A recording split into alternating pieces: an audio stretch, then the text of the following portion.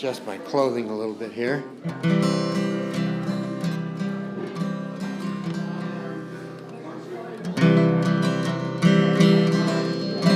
Busted flat in Florida, tiny fingerprints, feeling like Joe Biden put out a bounty. Jack Smith will sit a jury down. Tuesday was the day. Arrested near my home, Palm Beach County. I put on my angry face. I need more orange makeup. I'm turning red while Rudy's dripping goo. Those high-priced lawyers slapping gums and me saying I need more Tums. Maybe they will listen on Fox News. Freedom's just another word for nothing left to lose. Nothing. My lawyers have dumped me. Feeling good was easy, Lord, when I got away with stuff. Feeling good was good enough for me. Yeah, all my MAGA fans say they agree. From the confines of Mar-a-Lago to Washington, D.C., seems they couldn't nail me down on nothing. Then came Stormy Daniels, Lord, then E. Jean Carroll. Suddenly I'm huffing and I'm puffing. When Nixon got in trouble, Lord, Ford came to his rescue. Ain't someone gonna come and rescue me? It's the greatest witch hunt of all time. Why accuse me of a crime? I'm just some little kid who's got to pee. Freedom's just another word for nothing left to lose. Nothing. My lawyers have dumped me. Feeling good was easy, Lord, when I got away with stuff. Feeling good was good enough for me. Yeah, and all my MAGA fans say they agree. From the da da da da da da da da da da, rescue me. Da da da da da da da. I'm like some little kid who's got to pee. When Nixon got in trouble, Lord, Ford came to his rescue. Ain't someone gonna come and rescue me? It's the greatest witch hunt of all time. Why accuse me of a crime? I'm just some little kid who's got to pee.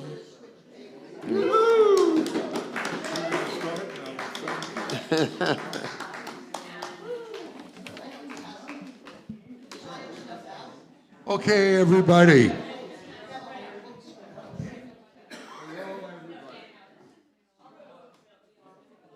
Can you hear me? Great. Please take a seat and let's begin the program.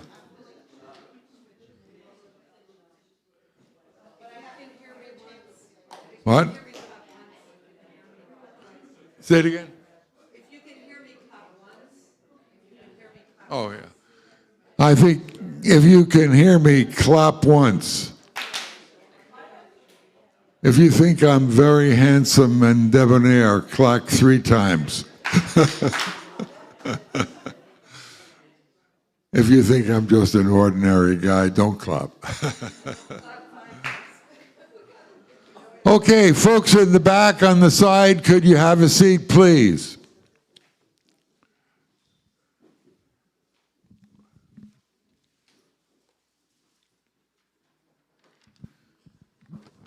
Thank you all for coming. I remember a story that was told about Susan B. Anthony's first meeting. How many of you know the story? There was only one person there. And Susan B. Anthony apologized to the audience for the small turnout. And the one person stood up and said, "You should know it's quality that counts, not quantity." And that person was Eugene V. Debs. You are the quality people, and you are welcome. I'd like to thank, of course, the sponsor is United National Anti-War Coalition, UNAC, and it's co-sponsored by the Berkeley Fellowship of Unitarian Universalists, including its magnificent Social Justice Committee, and among its central leaders, Phoebe Ann Thompson. Let's welcome Phoebe.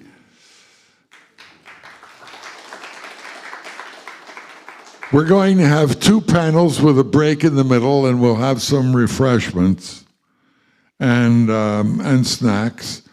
Code Pink is providing the refreshments, and let's give them a round of applause. The money is going to help hungry people in Cuba who were wiped out by the terrible Melissa hurricane. So Code Pink is there for the Cuban people. We welcome them. Our themes today are trillions for human needs, not war, hands off Venezuela, abolish ICE, and free Palestine.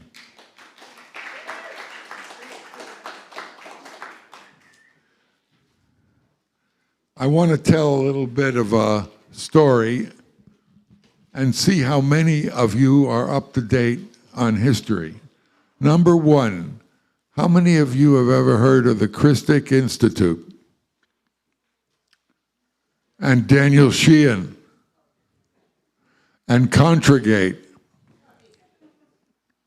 Well, we have an old audience.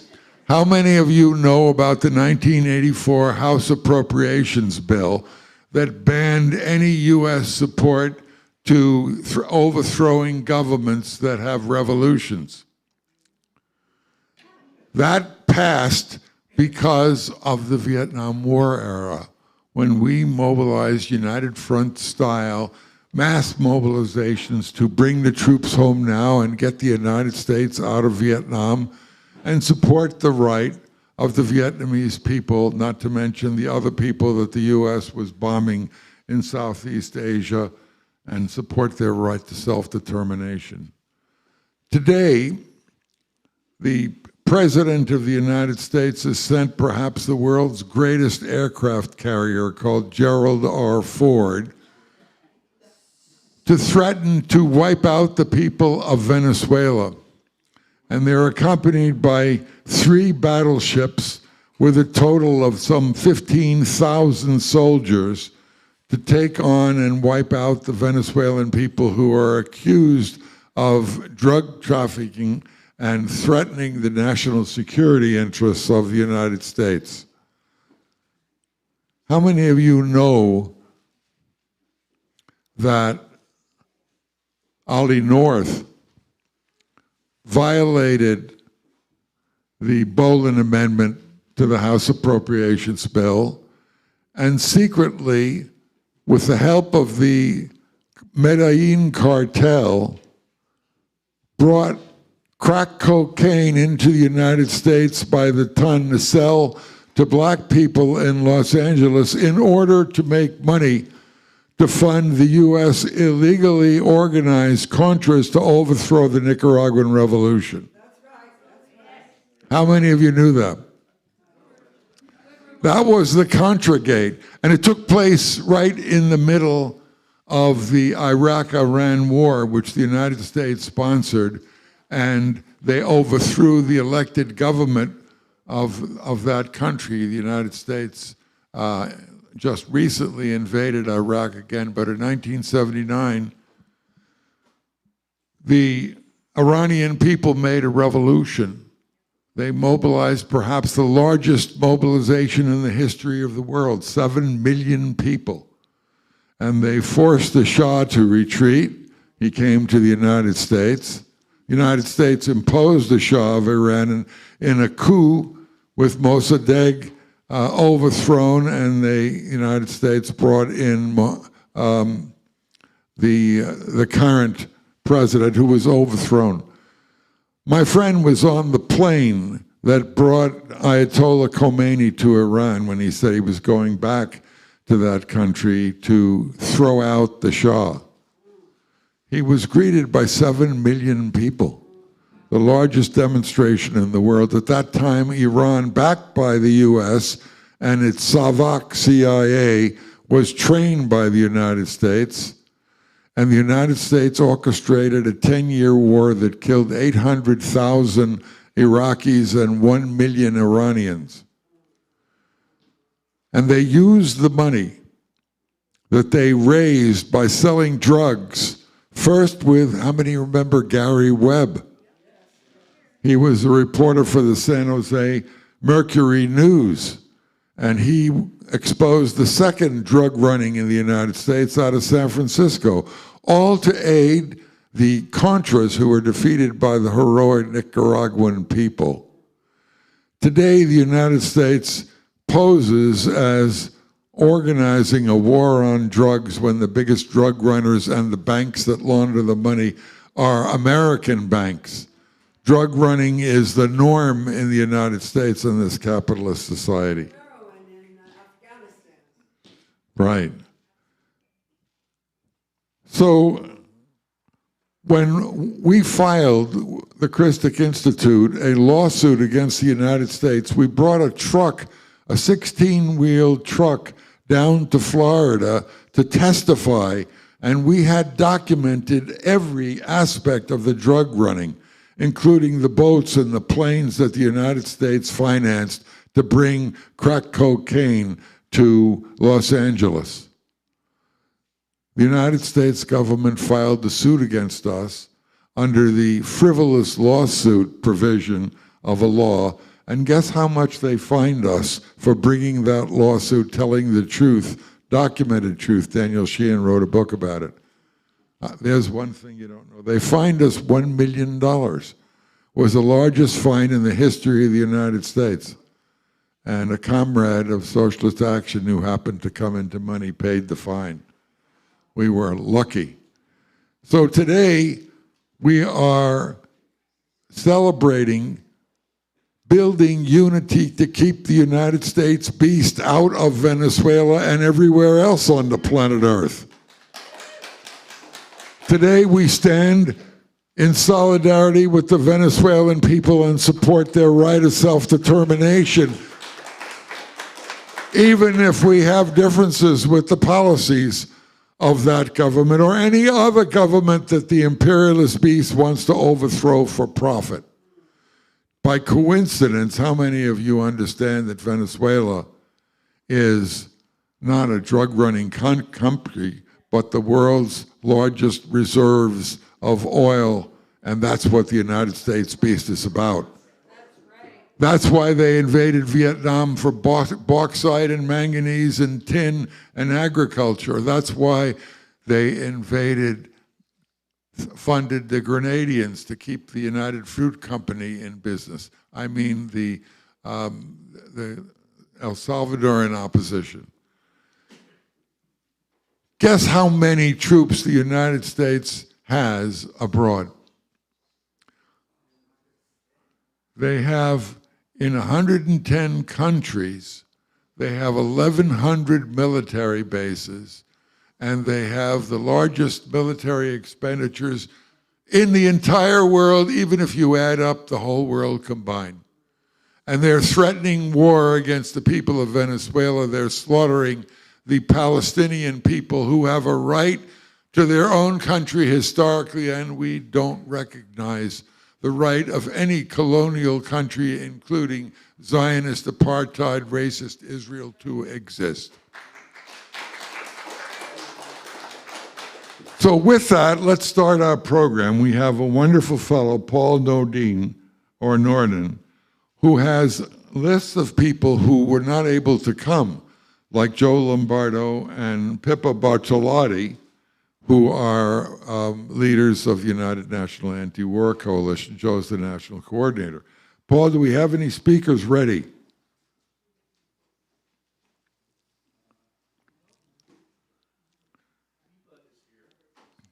from out of town.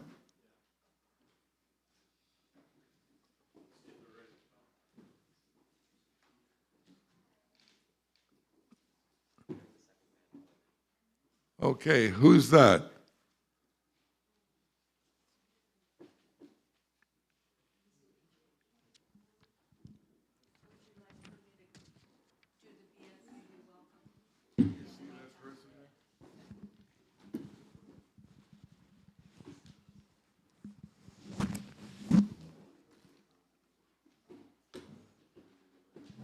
That looks like me. So Paul is handling the technology, and is there anyone on the list, Paul? Okay, so let's begin. Would you like to begin, Philip Nguyen from San Jose Action and the Freedom Road Socialist Organization? Let's give him a warm welcome from San Jose. Here we go. All right, can everyone hear me? Oh, this is loud. All right, good morning, everyone. Thank you for having me, Jeff. My name is Philip. I'm an organizer and co-chair for San Jose Against War. I'm also here representing the Anti-War Action Network, also known as AWAN. So AWAN is an action-oriented network of organizations that has consistently called national days or weeks of action that are taken up by local organizations within and beyond the network. And the number of organizations in the network continues to grow relatively quickly. We've been consistently elevating the struggle for a free Palestine, emphasizing that we need people in the streets to promote our cause and to build the movement by getting more folks involved in our work. And the work not only involves planning protests, but also implementing the campaign method to build local, targeted campaigns to sustain and raise the level of organization and struggle.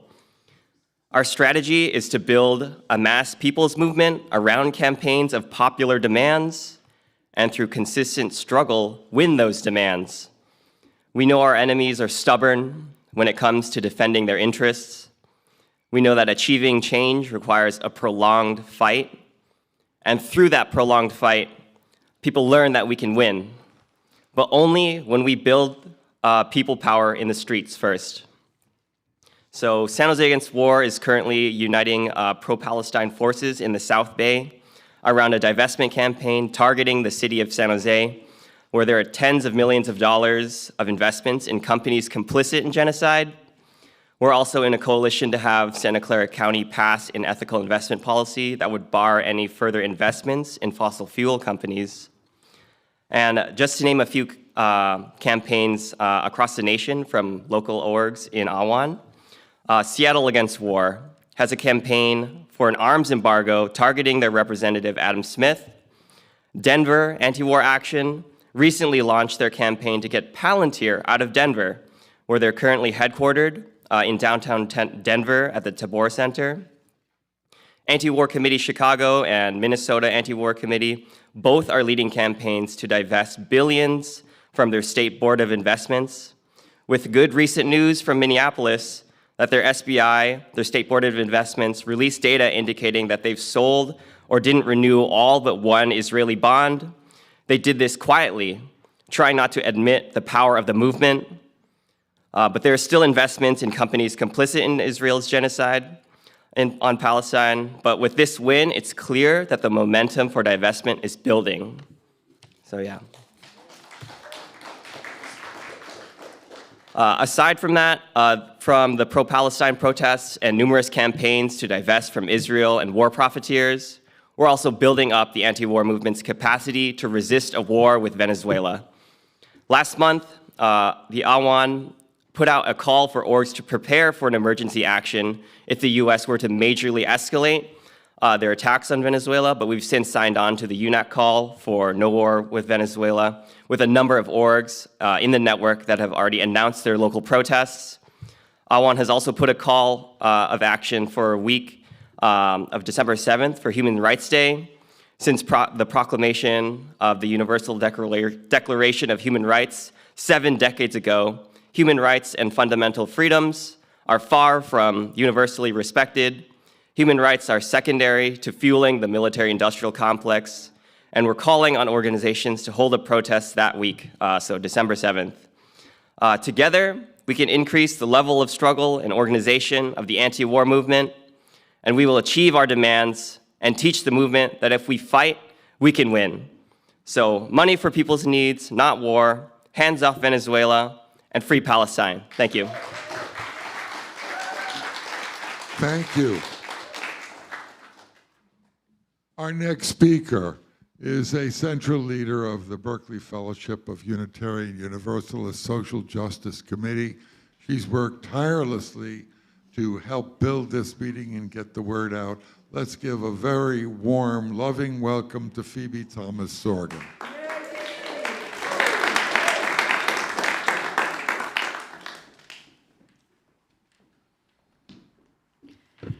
And a very warm welcome to all of you here. And I loved Jeff's anecdote about Debs. Let's all be Debs. Yeah, we've got quality people here in the room. And so the Berkeley Fellowship of Unitarian Universalists is honored to host this meeting. I want to tell you about other events coming up here. Tonight, there's Song Medicine. It's in the tradition of Bobby McFerrin's song circles.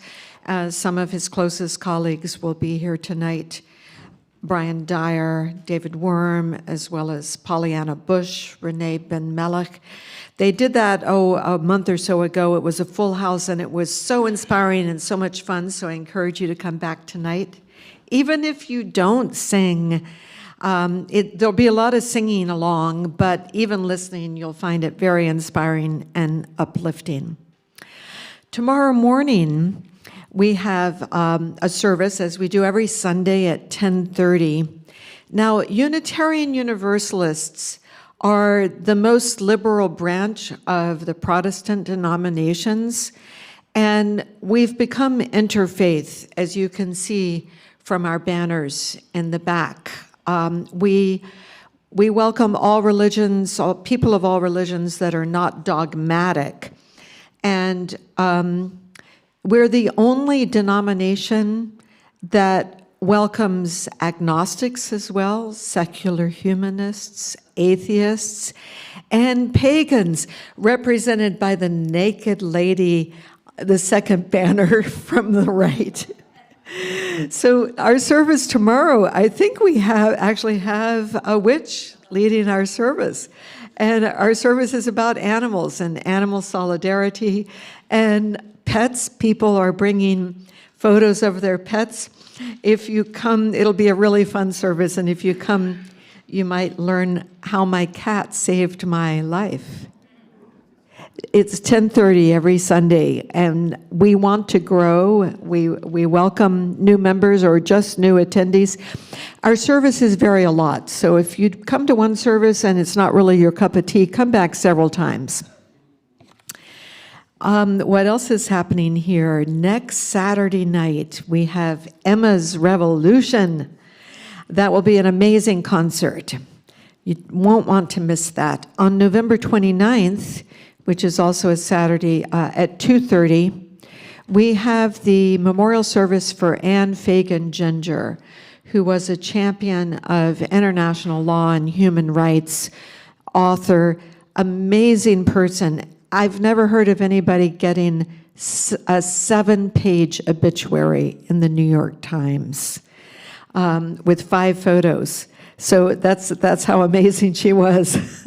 And she was, I'm sure, socialist or communist, I don't know which, but she was a victim of McCarthyism because she and her husband refused to sign the loyalty oath. For 20 years, they were blackballed and not allowed to practice law, but they kept at it, and eventually she sued and helped overturn McCarthyism. That case went all the way to the Supreme Court, and she won. And she kept at it her entire long life. She recently died at age 100. She defended Angela Davis and won. So even if you didn't know her, you will be very inspired to come to her memorial service on November 29th. All of this will be on the BFUU website, bfuu.org/events. The Social Justice Committee, let me tell you a little bit about us. Lately, and we welcome you to join us for that too, we meet this month, the fourth Sunday after lunch. We have lunch after service, and then sometimes we have meetings later. So is my time, you wanting me to wrap it up, Jeff? I notice you glancing at your watch. Okay. So we've recently decided to start sending out regular press releases to raise visibility about our work and about the issues that we care about. So our latest press release is about Gaza and peace, and also about today, but just sent out yesterday. And Marjorie Michaels wrote it. And I was just so delighted that she quoted the international laws and humanitarian laws that the U.S. and Israel are breaking, as well as 5 U.S. laws. And I was especially pleased because that's what Anne Fagan-Ginger always wanted us to quote, those laws. Yes. And then previous to that, we sent out a press release about artificial intelligence. Now, we don't want to stop all artificial intelligence. It does have some benefits, but the superintelligence that, if allowed to develop, will become vastly smarter than humans. It's an extinction risk. Almost all of the experts in the field admit that, even Sam Altman, even the godfathers of AI, Jeffrey Hinton, who won a Nobel for it. So we've got to stop, we've got to have a total ban on development of super AI. And so you can read about that at stopai.info, about local actions. You can get a t-shirt like this for free if you go to 2 Berkeley meetings Sunday nights, or 1 protest in San Francisco in front of OpenAI. And then Control AI also has a lot of information. So I guess my time is up, but thank you so much for coming today, and let's keep it up. Let's keep up the good work, solidarity. Thanks, Phoebe. Thank you, Phoebe. Scars Memorial is tomorrow. At the Presbyterian Church on College at 2:30. Presbyterian Church on College, that at 2:30, Carolyn Scars Memorial tomorrow. She founded and was the executive director of the Ecumenical Peace Institute, yet another powerful person. Thank you. Can you hear me? Yes. Great. Our next speaker, let's give a warm welcome to Marjorie Michaels. She's a Green Party leader and I believe a candidate for state office. Welcome, Marjorie.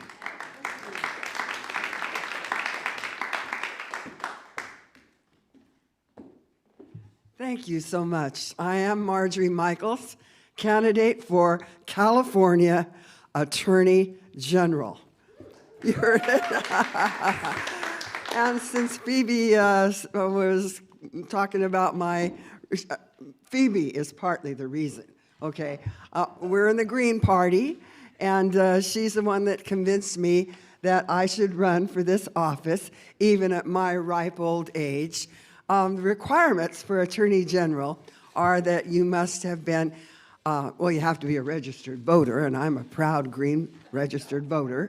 And you have to have been an attorney for at least 5 years immediately preceding taking office. And you can't be guilty of any of those crimes like fraud and abuse and extortion and all of the things that are going on right now. And in fact, I don't believe you mentioned about Nigeria, how we need to go in and save the Christians in Nigeria while we're arming Israel to kill off a lot of Christians in Palestine. You know, it's just so crazy what is going on in this world right now. But I have been an attorney for 44 years, and I received my training at UCLA years ago, and it was, you know, after I started my first foray into politics when I was a graduate student in Seattle at University of Washington studying sociology. And I went door to door in Seattle campaigning for Eldridge Cleaver, a good Oakland peace and Black Panther, for president. Okay, so it's been, I've been involved in a lot of the issues that in Southern California that Jeff has been talking about today, and watching those things and fighting against them from, you know, the wars that we've, you know, been drawn into every time, and then civil rights and women's rights. And it's so discouraging to see what is happening right now and this rapidly moving fascism that's taking over. And so we have to all stand up together, and I've been so proud to be a member of the social activism portion of the BFUU, along with demonstrating for the last couple of years with Code Pink and our wonderful friends. And so that's one of the issues that I'm going to be running on, which is free speech. And our fearless leader, Cynthia, Papermaster, is facing felony vandalism charges being pressed by Brooke Jenkins, the district attorney. Okay,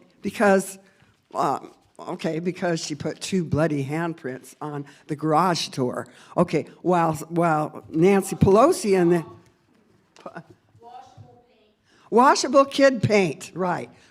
Okay, so free speech is one of the issues. I want to just say one other issue is that a couple of wonderful lawsuits that have been filed have been dismissed by the courts on the grounds that they are political questions, and therefore only the executive has a right to determine those. And we're going to overturn that because the United States Constitution, Article 6, says that treaties are the supreme law of the land, and notwithstanding any other law, they must be abided by. Now, the genocide conventions are a treaty, and that's what we've been violating and complicit in, and so we're going to stop that. Thank you very much. Thank you again, Marjorie. Jeff, I'd like to just say, I am also on the Social Justice Committee. They asked me if would I run for state treasurer on the Green Party ticket. So I'm running for state treasurer on the Green Party ticket along with Margaret. Thank you, Glenn Turner. Our next speaker is a leader and representative of the Bay Area National Lawyers Guild, Judith Merkinson. How many of you remember when we toured the Afghan dissident who opposed the U.S. war, Malalai Joya? Well, Judith was one of the central leaders and to make Malalai, whose life was threatened, comfortable in the United States for a magnificent tour. Let's welcome Judith Merkinson. Can you see me? Over this. I'm always like a talking head. Hi, everyone. Yes, I'm Judith Merkinson. Most people know me as Merk. I'm a legal worker, longtime legal worker with the National Lawyers Guild, that Margie was, and that also Ann Fagan Ginger was a lifelong member of the Guild. And I'd like to tell you just a bit about, the Guild was founded in 1937 as an alternative to the American Bar Association. And since that time, the Lawyers Guild has defended people in the 30s and 40s, those people who were blacklisted, the Hollywood 10, Black Panthers, people who were arrested for various actions, and continues to be the legal arm of the movement. And in fact, there are actually 3 lawsuits that have been filed. One was against Biden and company by different Palestinian plaintiffs. One was against all of our Northern California representatives by an organization called Taxpayers Against Genocide, also filed by the National Lawyers Guild. And quite recently, we just filed to the Inter-American Commission on Human Rights, also against the US government for genocide in Palestine. So Jeff asked me to speak a little bit of the legal situation that we're facing right now. I think people really understand that our so-called rights are being methodically and not so slowly being taken away. And those are in terms of free speech, those are in terms of right to assemble, etc. Not to mention, for women, our right to have an abortion, for trans people and gay people, the right to exist. And there's only one solution to this situation, and that is resistance. And from a legal point of view, and from many other points of view, the core of resistance has to be solidarity. And that's what I wanted to talk about briefly, that solidarity encompasses many things. However, from a legal point of view, it means that for us, number one, we do not cooperate with the government. We do not collaborate with the government. If the FBI comes to your door, what do you say? You say, knock, knock, knock. I have nothing to say to you. Give me your card, and I will have my lawyer get in touch with you. And then you tell us what happened, right?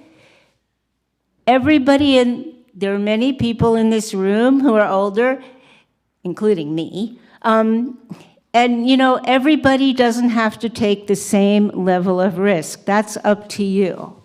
However, we have an obligation to support whoever does take a risk. There are no good demonstrators and bad demonstrators. That's how they try to separate us. Maybe somebody will do something that you don't approve of. That happens all the time.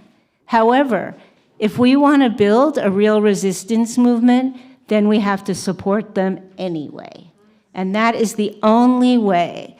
So non-collaboration, non-cooperation except among ourselves, and solidarity. And that is from both a political and legal point of view what the National Lawyers Guild is about.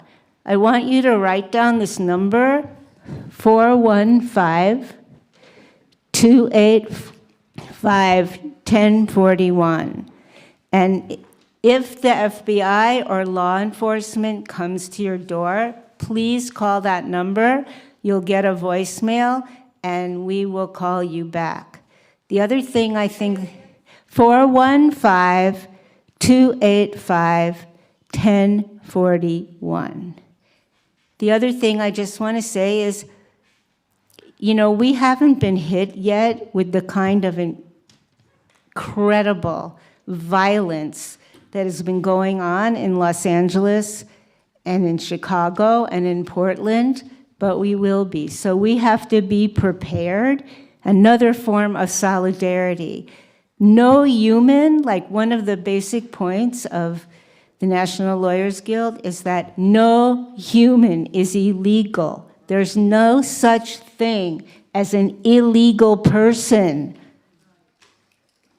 All people are valuable, and all people must be valued. And we, as members of our society here, have to protect everybody.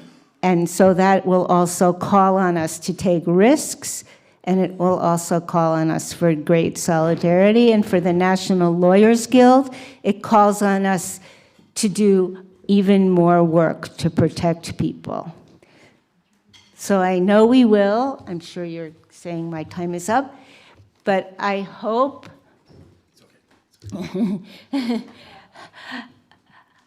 I hope to see you all in the streets, and I hope to see you all safe, and I pledge from the National Lawyers Guild to help protect you.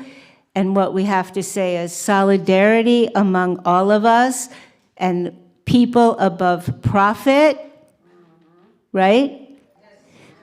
And people are valuable. There is no such thing as an illegal person. Yeah. Yes, and I want to say also, every year, political prisoners put out this fantastic calendar, and the money goes for political prisoners, and I have some, they're $15, so if you want some, this is my advertisement, harmless plug, you can come and talk to me. Thanks. Is it the same phone number for jail support? No, jail support is a different number, which I don't know exactly off the top of my head, but if you go to nlgsf.org,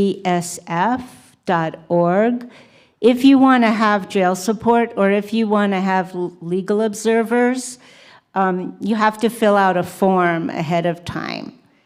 You can't just like call that day and say, do I have jail support? Because there's a whole process to make it protected under the law.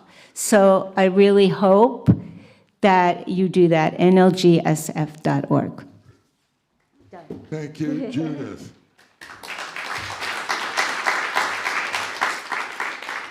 Our next speaker is a leader of the, is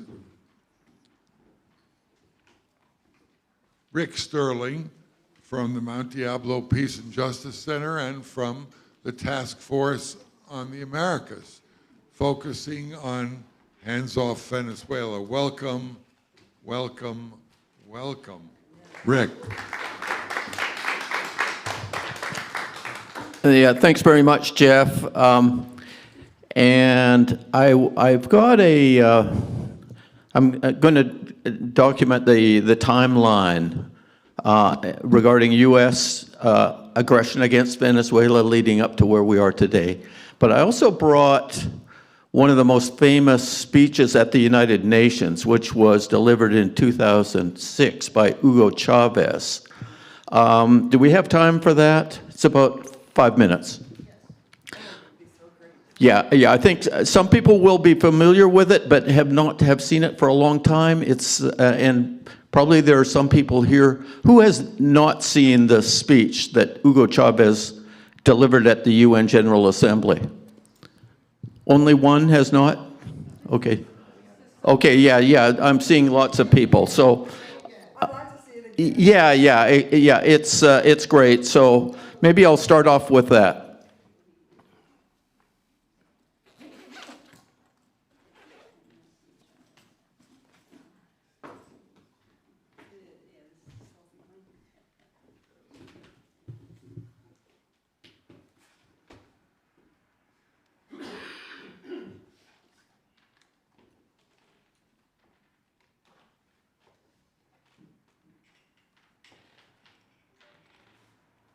While he's setting up, I'll just add that at Anne Fagan Ginger's memorial, the most important speaker will be Anne herself.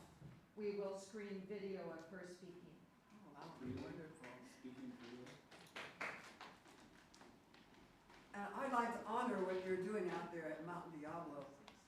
The programs that you've been having, you know, and the videos that you did when you went to Russia and presenting all that information has been so good. Thanks, Marjorie. Okay, so we're gonna see, hopefully the audio will come through here, and we'll start it now.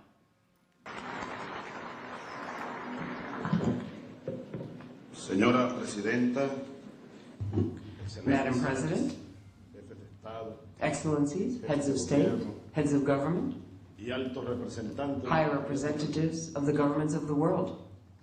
Muy buenos días. Good A morning todos y a todas. to all of you. En primer lugar, First of all, quiero invitarles I would like to invite you very respectfully, no hayan podido leer este libro, to those who have not read this book, leanlos. to read it. Noam Chomsky, Noam Chomsky, más prestigioso one of the most prestigious de esta América y del mundo. American and world intellectuals. Uno de sus más Noam recientes trabajos. Chomsky, and this is one of his most recent books, Hegemony or Survival. Hegemonía o supervivencia. Hegemony or Survival, Estrategia imperialista the de imperialist Estados strategy of the United States. It's an excellent que ha pasado book en el mundo to help us understand what has been happening in the world throughout the 20th century and what's happening now, and the greatest threat looming over our planet, the hegemonistic pretensions of the American empire are placing at risk the very survival of the human species. Seguimos alertando sobre ese peligro. We continue to warn you about this danger, and we appeal to the people of the United States and the world to halt this threat, which is like a sword hanging over our heads. I had considered reading from this book, but for the sake of time, I should just leave it as a recommendation. It reads easily. It's a very good book. I'm sure, madam, you are familiar with it. It appears in English, in Russian, in Arabic, in German. Yo creo que los primeros ciudadanos que deberían I think that the first people who should read this book are our brothers and sisters in the United States, la tienen en su propia casa. because their threat is in their own house. The devil is right at home. The devil himself is right in the house. And the devil came here yesterday. Ayer estuvo el diablo Yesterday, the devil came here. Right here. en este mismo lugar. Right here. And it smells of sulfur still today. This table that I am now standing in front of. Señoras, señores, Yesterday, ladies and gentlemen, from this rostrum, señor presidente de los the Estados President Unidos, of the United States, the gentleman to whom I refer as the devil, aquí came here hablando como dueño del mundo, talking as if he owned the world, como dueño del mundo. truly, as the owner of the world. Un psiquiatra no estaría de más. I think we could call a psychiatrist to analyze yesterday's statement made by the President of the United Como States. vocero del imperialismo vino a dar As the spokesman of imperialism, he came to share his nostrums para tratar de mantener el to actual esquema de try dominación. to preserve the current pattern of domination, exploitation, and pillage of the peoples of the Una world. película de Alfred Hitchcock. An Alfred Hitchcock Estaría buena. movie Incluso yo propondría could use it as a scenario. I would even propose a title, del diablo. The Devil's Es Recipe. decir, Okay, I think we're going to cut it there because he goes on, and you can look it up and you can listen to the whole talk on YouTube. However, it's interesting, this morning before coming here, I tried to download this video from YouTube, and I could not. And I tried repeatedly. And fortunately, I had this saved from a previous presentation. But otherwise, we couldn't have watched it today. So for the sake of time, I want to, I think you can all get the very clear image of the politics of Hugo Chavez. Also, his personality, his sense of humor, his courage really was phenomenal. And that is part of the reason why Venezuela has been targeted. But I think it might be useful to just review the timeline of events which brings us up to the current point.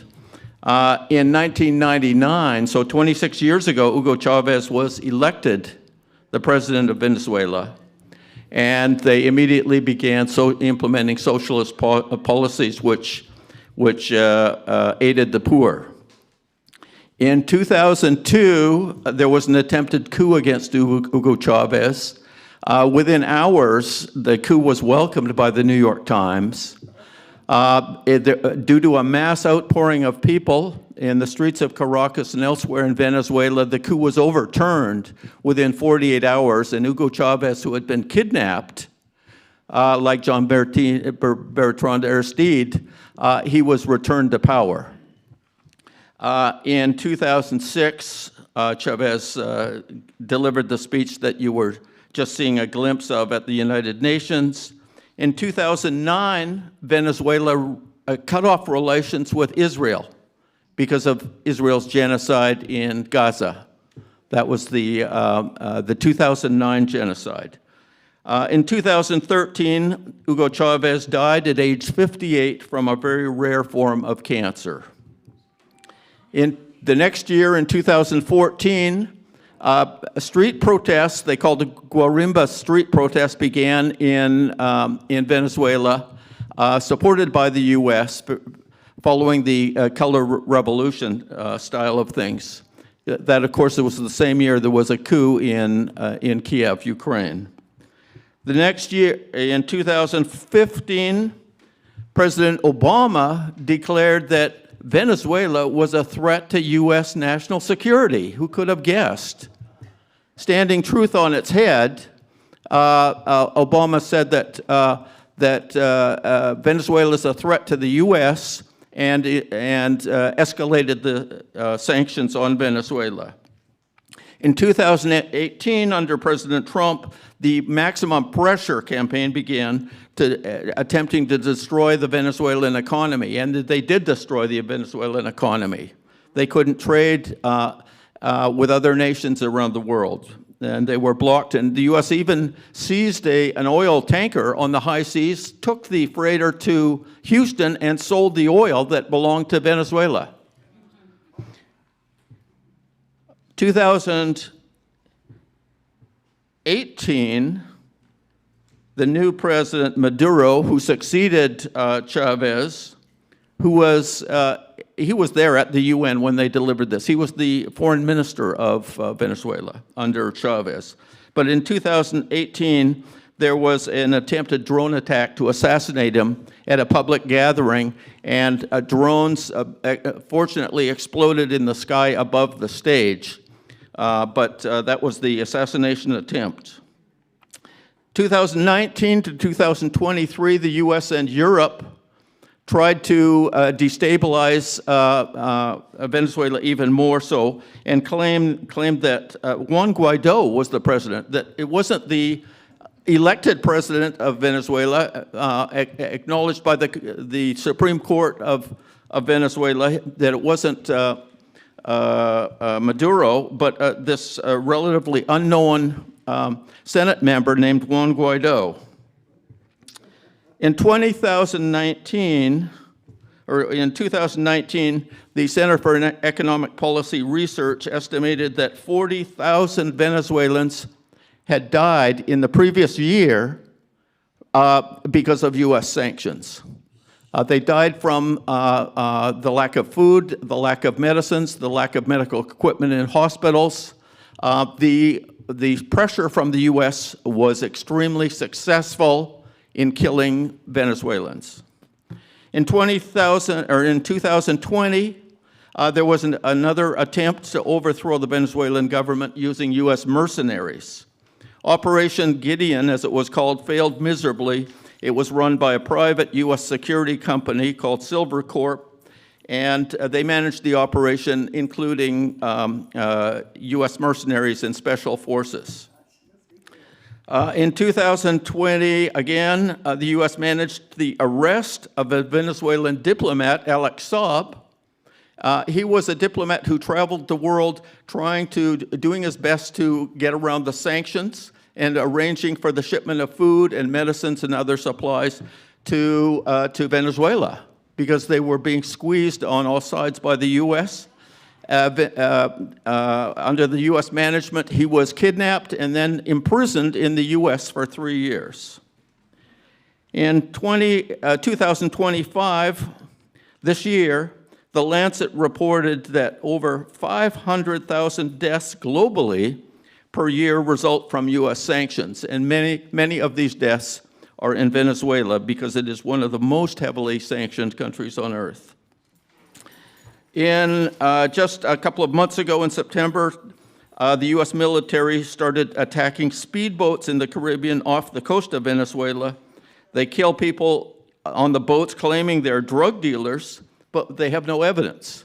In fact, some of the passengers in Colombia, they survived the attacks. They were taken by the U.S. Navy, interrogated, and released because there is no evidence that they were involved with drugs.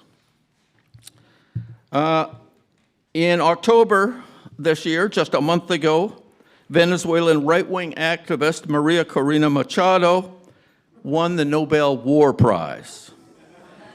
Machado was part of the 2002 coup. She supported U.S. sanctions that have killed hundreds of thousands of Venezuelans, and she supports the Israeli genocide. After she got the prize, she called Benjamin Netanyahu. Yeah, right, exactly. She made her vows to President Trump as well. And just 10 days ago, as you know, the U.S. started building up the Navy resources, and now the USS Gerald Ford has traveled to Caribbean off the coast of Venezuela. They're increasing the pressure and the threats to attack Venezuela. President Maduro says Venezuela will defend itself. They have 124,000 in the Venezuelan military and over 220,000 in the civilian militia. They will defend themselves, and this, if they proceed, this will be another Vietnam for sure. So I'm just going to wrap up here in a minute. Why is the U.S. attacking Venezuela? Because Venezuela has consistently opposed U.S. imperialism and Israeli genocide. Because Venezuela has huge reserves of oil and gas, and because Venezuela is a leader in the global south, and they're allied with Iran, China, Russia, and other countries that are sovereign and not under the thumb of the U.S. What about elections in Venezuela? Well, in 2012, Jimmy Carter, whose organization had monitored elections all over the world, said, Venezuelan election process is the best in the world. I've witnessed it myself 3 times in 3 different years. I was there, I saw it, and it's amazing. They have real verification of voting. They have electronic voting matched with paper receipts, and Carter was right in 2012. So I'll end it there. Thanks very much. Thanks, Rick Sterling.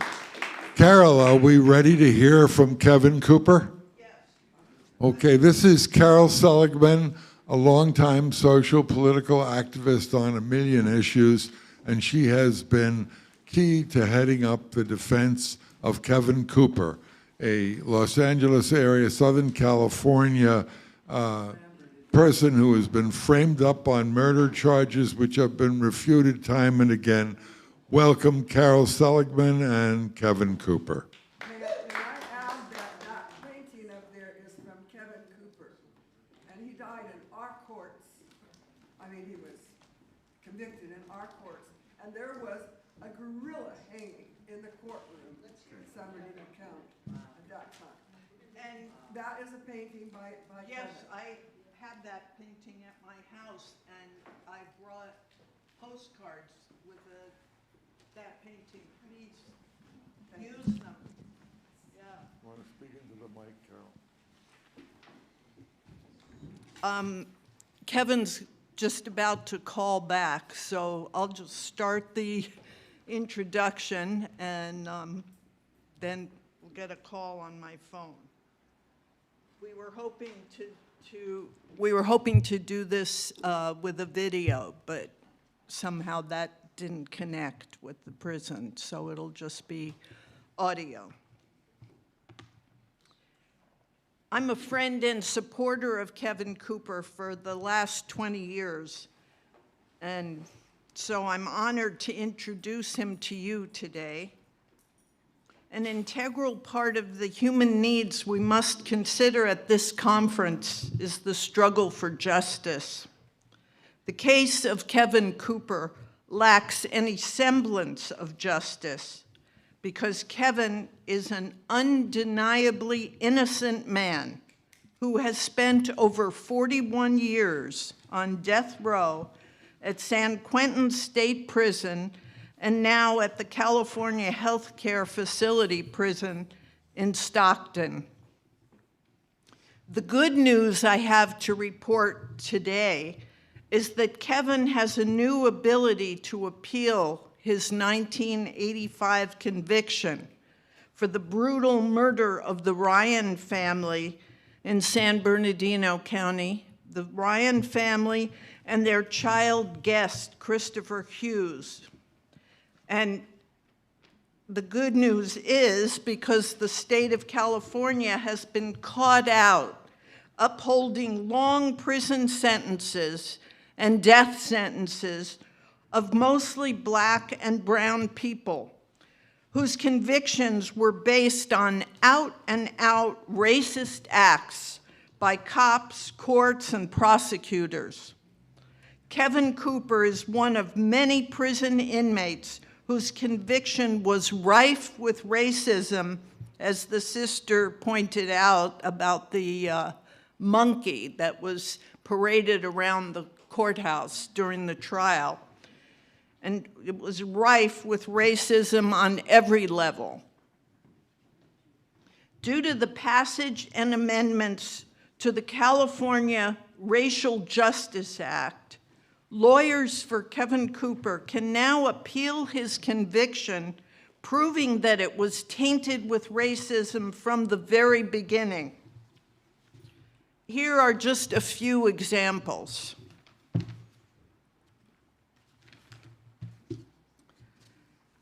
The surviving child victim of the murder of his family told police that the culprits were 3 white or Mexican men. Even when he saw Kevin's picture on the TV when he had been arrested and this child was still in the hospital, he said, "That's not the man who did it." Said it to police who were questioning him in the hospital room.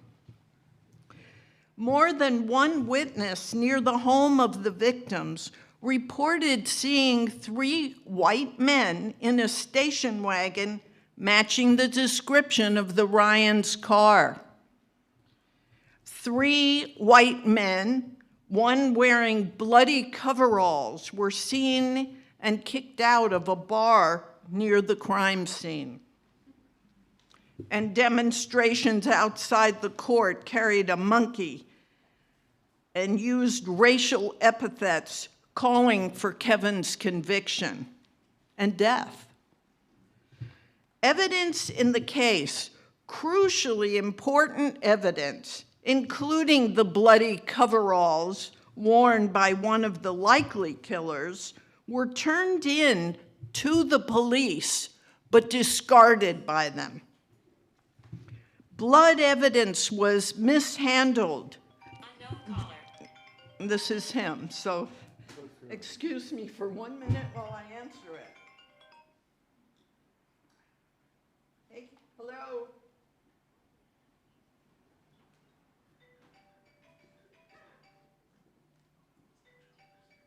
It's not coming over.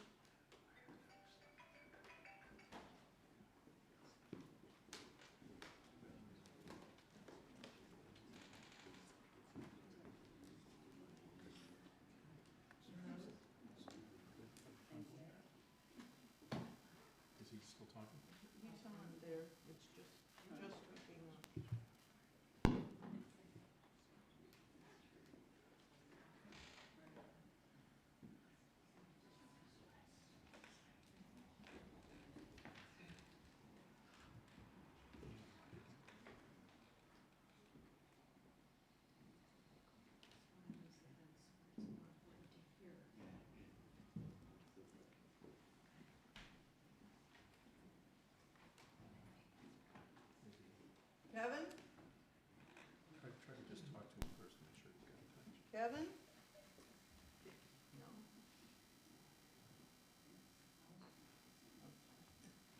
Kevin? No. We'll come back. So let's get it. You talking first, then we'll plug this in. Yeah, okay. I think I was in the middle in introducing him of what happened to some of the evidence in the case, which is an incredible list, and I'm only saying just a couple of things. Incredible thing. I was saying that about the bloody coveralls were turned into the cops, but discarded by the cops. The blood evidence was mishandled in the lab.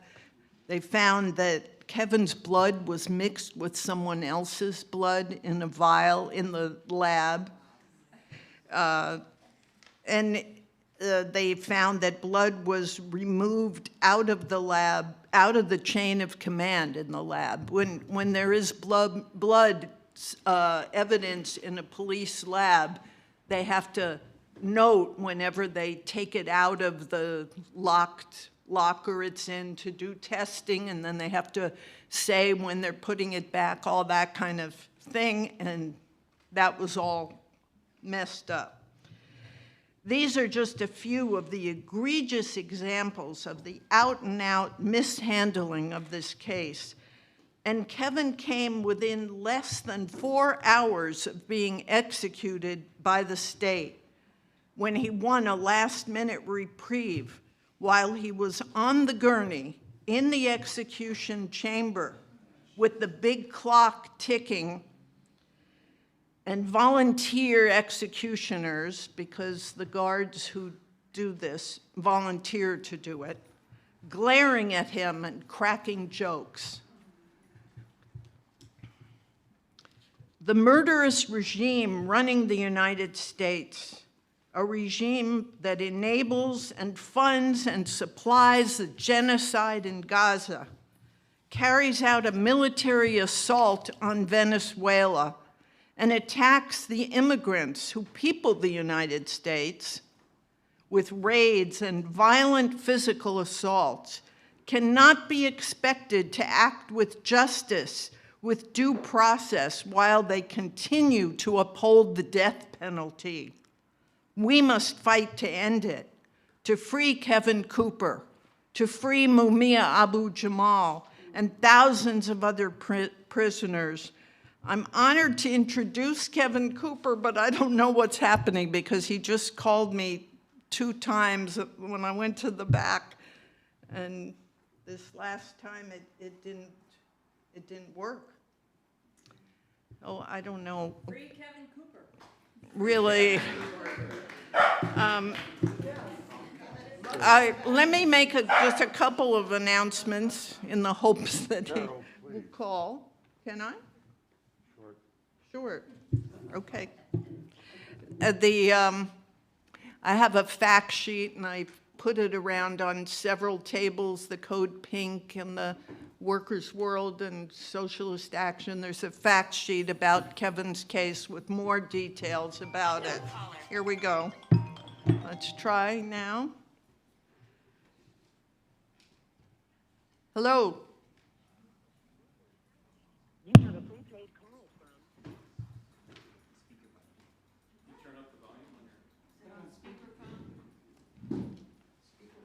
It's up as...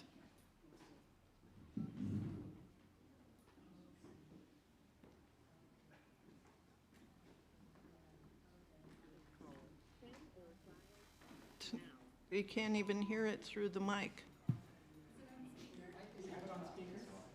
No, and I don't even know how to get back to the speaker. Hey, Kevin. Oh, good. 5. Thank you for using Global Tel Link. Hello? Hey, Kevin. Finally, audience wants to hear you. Oh, Am I on right now? Yeah, go ahead. Hey, good afternoon, and thank you for attending this event, and I thank Jeff Mackler and for inviting me, and I also thank Carol for her introduction of me, though I did not hear it. I am Kevin Cooper, and I'm calling from California Healthcare Facility in Stockton, California, which is another name for a modern-day plantation that I am currently on. I am an innocent man on California's death row. I am an oppressed man in this country's system of injustice. As such, I am in complete support and in solidarity with all innocent and oppressed people throughout this country and this world, especially our innocent and oppressed Palestinian sisters and brothers who are having genocide committed on them by the oppressors of Israel and this country in their rotten-ass system of justice. The late Paul Robeson stated that the answer to injustice is not to silence the critic, but to end the injustice. We who are here today will not be silent, and we will not be silenced by anyone. We understand that silence is betrayal, and we will not betray our oppressed sisters and brothers, no matter who they are or where they are. In closing, I would like to quote one of my most respected warrior queens and friends who I have not yet met in person, and that is Miss Pam Africa. By repeating her words from long ago, which are still relevant today. I remember when I first heard her, when I was just in the KTF radio when I was at San Quentin prison, and she stated, as only she can, down with this rotten ass system. And struggle and solidarity for death row. I'm Kevin Cooper. Thank you. Can I say a few words to Kevin? Kevin, can you hear me? It's Jeff Mackler. Yeah, hey Jeff, how you doing? This call and your telephone number will be monitored and recorded. Just want to say I'm sending my love and solidarity, and I'm waiting for you to get the hell out of there, for crying out loud, and celebrate life again. We will continue until you're free. And in fact, we want to free every political prisoner, and let me modify that, not just Kevin and Mumia, but the entire criminal justice system is rife with the kind of racism that Carol describes that puts the United States #1 in the world in the number and percentage of its people in prison. The society we build will free them all and start again like the French Revolution in 1789 did. And for those who need remedial help and other help because of the damage, we'll provide that free. Kevin, we all love you. We'll continue to fight for your freedom, and thanks for being with us.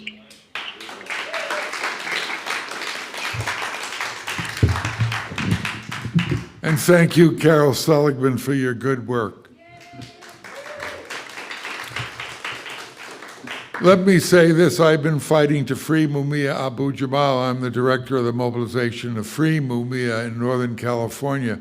For some 40 years, he's another classic innocent man imprisoned by a racist criminal justice system, including the chief of police, who Mumia, as a journalist, was the greatest critic. So free them all, and the connection between freedom of political prisoners and opposition to U.S. wars and racist wars is inseparable. With that, is Pierre Leboisier here? He what? I'm sorry, what did you say? I'm going to speak instead of him from TV Action. He had to leave? Yeah, he had to leave. Okay, let's welcome Pierre Leboisier in the name of Judith Merkinson. Sorry we couldn't have Pierre. And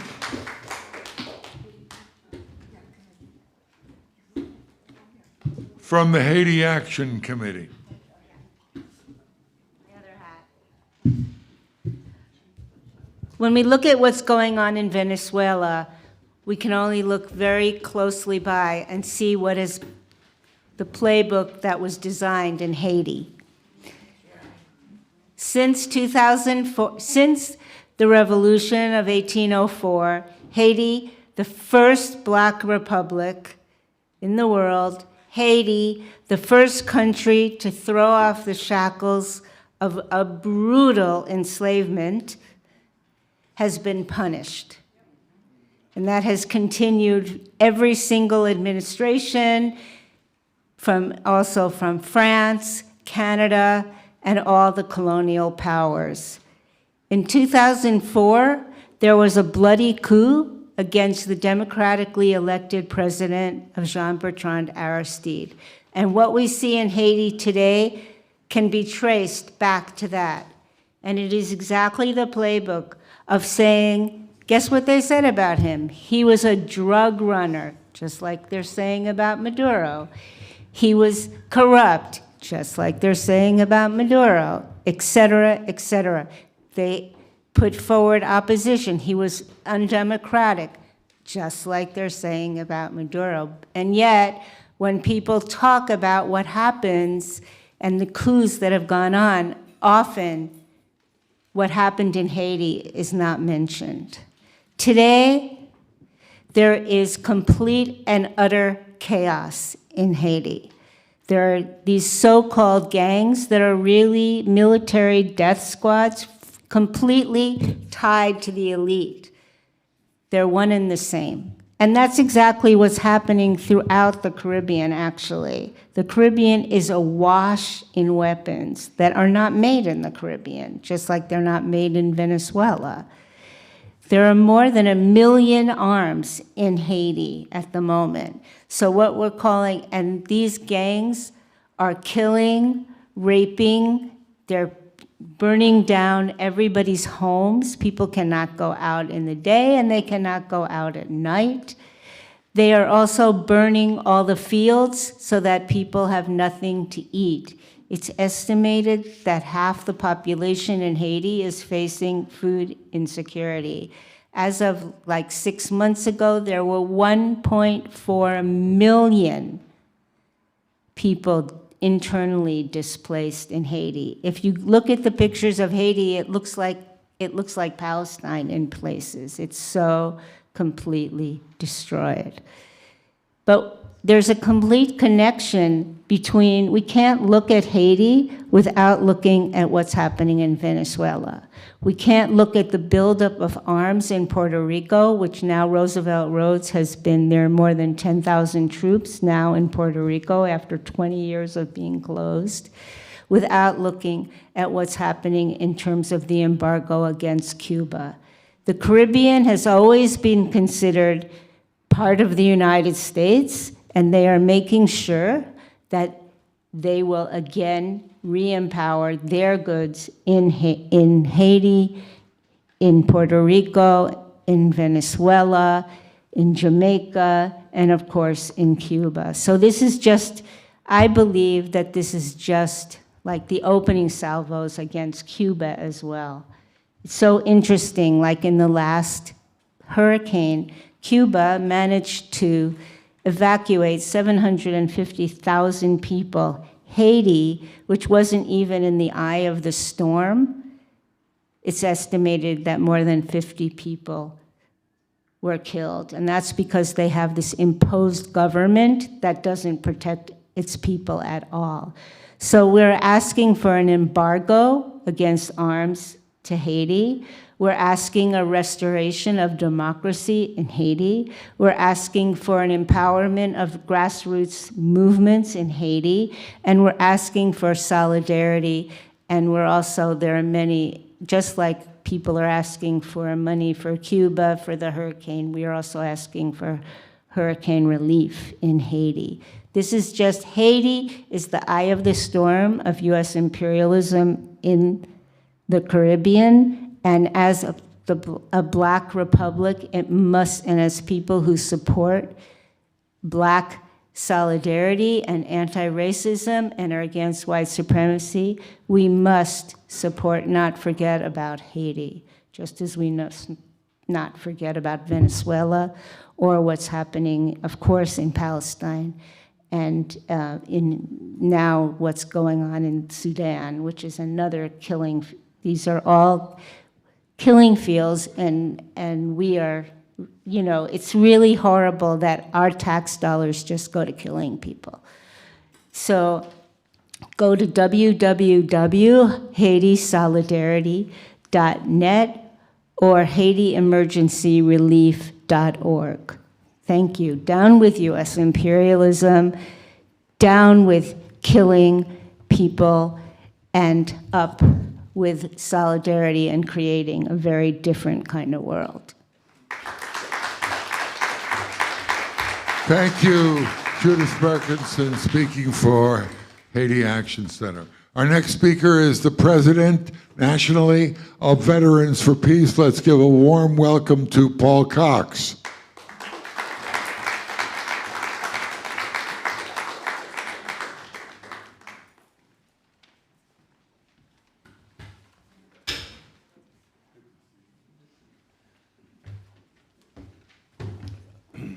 First of all, I want to apologize for being so late. I had a VFP board meeting this morning, and so I had to leave even before it was over. So, and I don't know what I've missed, but certainly the few things that I've heard since I've gotten here. Am I too close? It's not close enough. Not close enough. There you go. So I just wanted to talk about a few things, since these are really dangerous times, as we all know, and chaotic. And I know we all know that Donald Trump doesn't read, right? But somebody around him does and tells him how to think. And I think somebody has certainly read Sun Tzu, The Art of War. And the things that they're doing around Venezuela at this point are kind of a perfect example of Sun Tzu's advice to in order to keep the initiative, you keep everybody confused. And we don't know what they're up to. They're being very cagey about what they're up to. Are they going to attack Venezuela? Or are they going to turn around next week and do something else to take everybody's attention off of the Jeffrey Epstein issues? We don't know. And Trump doesn't care. I mean, he obviously doesn't care about any of us in this country or anybody else in the world, except those people who he thinks like and appreciates, who are the billionaires and the oligarchs in this country. And that's just, that's a terrible thing. And it gives them, they currently have the initiative, I believe. And that is not going to keep, because it's based on lies. And as Martin Luther King said, lies will not live. And so we have to stay strong. We have to organize daily. We have to give everything that we have in terms of energy and money and brain power and strategy, and work together and join with other groups and other organizations. And eventually we will coalesce and we will take the initiative, and they won't know where we're coming from next. And that's important. I just ran into a factoid the other day that I think is extraordinary for me. I'm a Vietnam veteran. I served a bunch of time in the Marine Corps in Vietnam and left that country opposed to the war. Didn't go. I went to the country in favor of it, but I grew up there and left it opposed. But the Vietnam War in today's dollars cost $1 billion. I'm sorry, $1 trillion. And then next year, the Defense Department is going to spend $1 trillion in 1 year. What is that? That we have so militarized our society, it can't maintain, because that's not. That kind of economy is not going to get us anywhere in the long term. It's not sustainable. It will cause a collapse. And we need to be prepared in that chaos to take the opportunities to make changes for life, changes for love, changes for the human species and all the other species in the world. And it's coming, but it requires us to prepare for it. If we don't prepare for it, it'll just be chaos. But if we do prepare for it, there are opportunities in that plan. So I think I'm going to just stop there. I don't have great insights, and certainly the people here who have done tremendous work for generations, decades, scores of decades, well, maybe just scores of years. We all certainly know how bad things are, and the extraordinary damage that the capitalist system does to this country and to the human race. And so, all I can say is that Veterans for Peace is out there cranking away. Well, we decided a few months ago that our primary two focuses are going to be on ICE and on Gaza. Of course, we're not ignoring Sudan. We're not ignoring Venezuela, certainly, because our military is aiming a gun at their heads. And we certainly have respect for the work that's going on in other parts of the world and the work that all of you are doing. So thank you. Thank you, Paul Cox and Veterans for Peace. PIPA is here. So here's our choice. By the way, we tried very hard, and I think Paul PIPA is is ready. here ready to Who do talk. you have on now? Yeah. Who's this? Pippa Bartolotti. Okay. Pippa is going to appear on screen, and she is a women's international group to oppose NATO. Welcome, Pippa Bartolotti.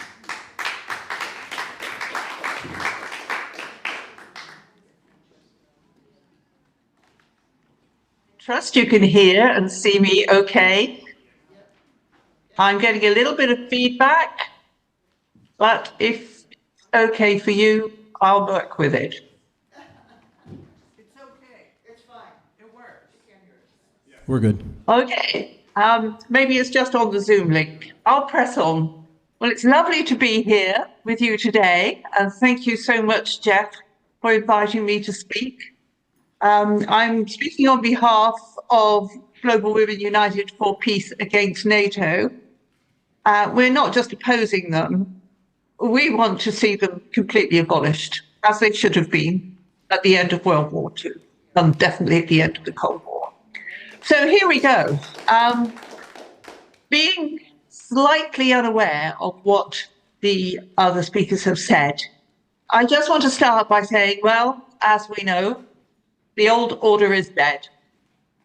No legal justification for the Venezuelans killed, the 80 potentially dead to date. No legal justification for the genocide in Gaza. The old order is dead when genocide is normalized. So the US has just sent the Gerald Ford aircraft carrier close to the coast of Venezuela and Colombia. That great white elephant, which incidentally could be put out of action by a couple of Houthi undersea drones, that thing costs between $7 and $8 million a day to run. That's $1 billion every year. On the deck are about 50 F-35s. They cost about $30 million a year to run. Their fuel consumption is 1,500 gallons an hour. Can you imagine that? What a destroyer of our precious environment that is. In Gaza, we faced humanity's greatest test, and humanity failed. 65,000 murdered, defenseless, 170,000 injured. And by the way, these are the at least figures, because we don't know how many are still buried under the rubble, how many entire families, children, women, men, grandparents. 1 million are homeless. And on average, since October the 7th, 2023, more than 10 children a day have lost one or both of their legs. Children. Children are a target in Gaza because they are the future. Women are a target in Gaza because they carry the children. So this was, as we know, I don't have to tell this audience that this was an asymmetric war. Not really a war at all. Just blanket bombing and total mindless killing.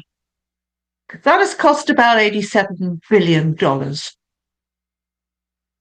US has put at least 22 billion into that. And on top of it, another 12 billion trying to keep the Houthis from firing at them. Well, that didn't work. 12 billion straight down the drain. Just imagine what that could have done. That 22, 32, 34 billion, what it could have done for the people of the United States, for your public services, your infrastructure, repairing your roads, taking the lead out of the water pipes, upgrading public transport. I mean, you know, that's a huge amount of money. It could have done so much for the social fabric of the US, which, I'm there half the year, is literally falling apart. Now, you know, there is one thing that has worked, and that's the BDS campaign, the boycott, divest, and sanction campaign. And there is evidence. Large companies like Veolia and Orange have pulled out of Israel. They have sold their assets in Israel. McDonald's has lost, McDonald's, by the way, who give the IDF free food, have lost 7 billion in market value, and Starbucks have lost 11 billion in market value. This is not small change. This is hurting. We must not use these places. We must not shop and spend our money and give profit to people supporting genocide and genocidal intent. Ukraine has cost the US so far 184 billion. I mean, who's counting?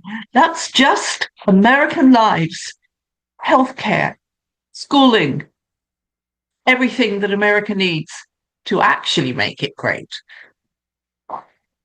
All these wars are real.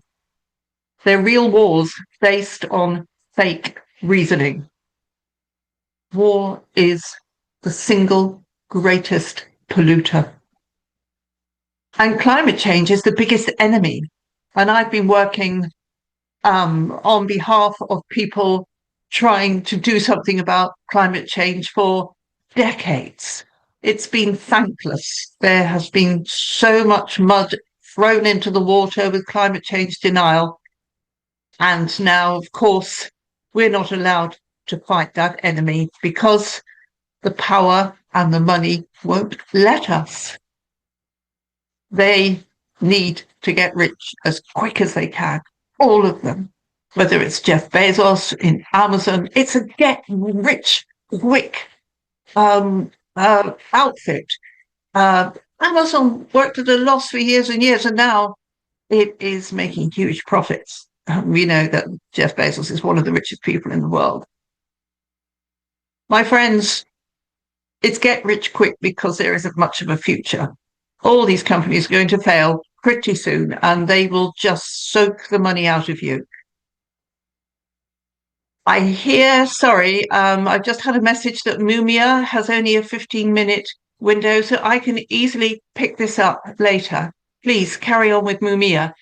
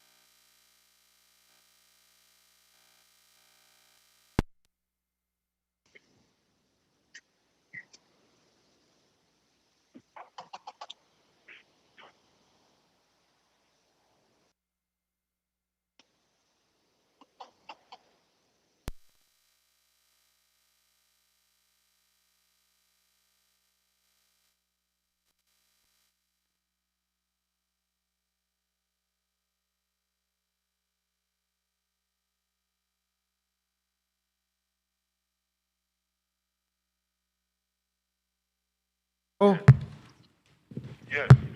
Can you hear me now? Yes. Excellent. Excellent. I am ready when you are ready.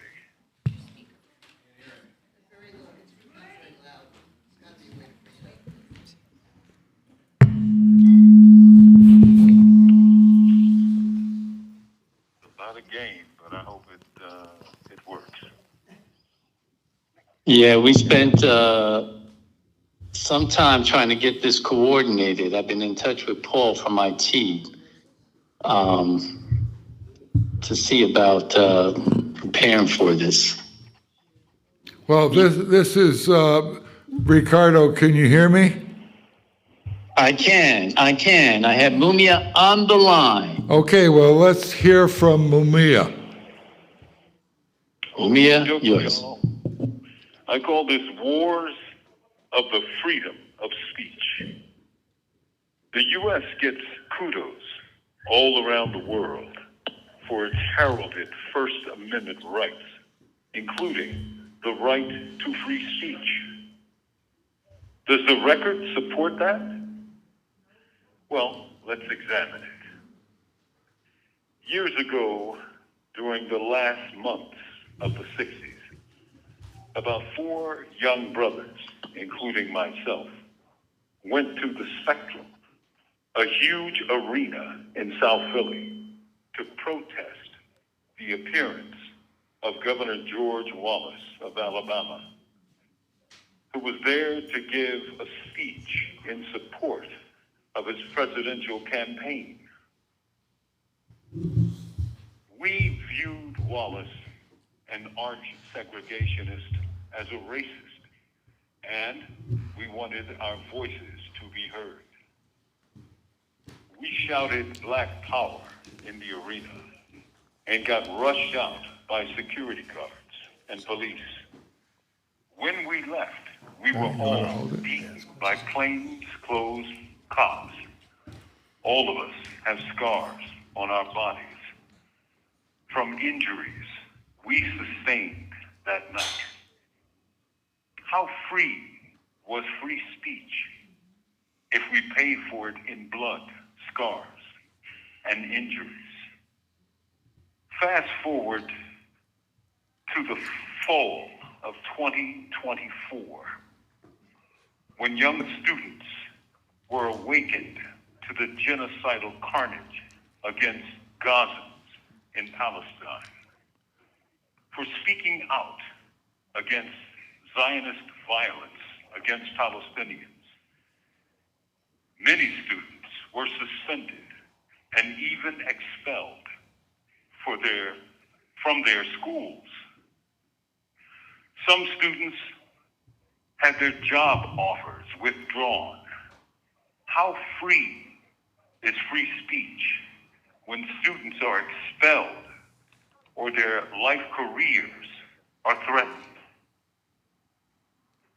And think about this. Today, in cities across America, there are tens of thousands of Hispanics who are not free to speak their own language because they're afraid of being assaulted by masked members of ICE and arrested and thrown into detention or thrown into concentration camps in other countries. Does that sound like free speech to you? Free speech is a bourgeois promise that ignores more than it protects. And bourgeois promises ain't enough. Make it real. Protect free speech. Make more of it. With love, not fear. This is your brother, Mumia Abu Jamal. Thank you all.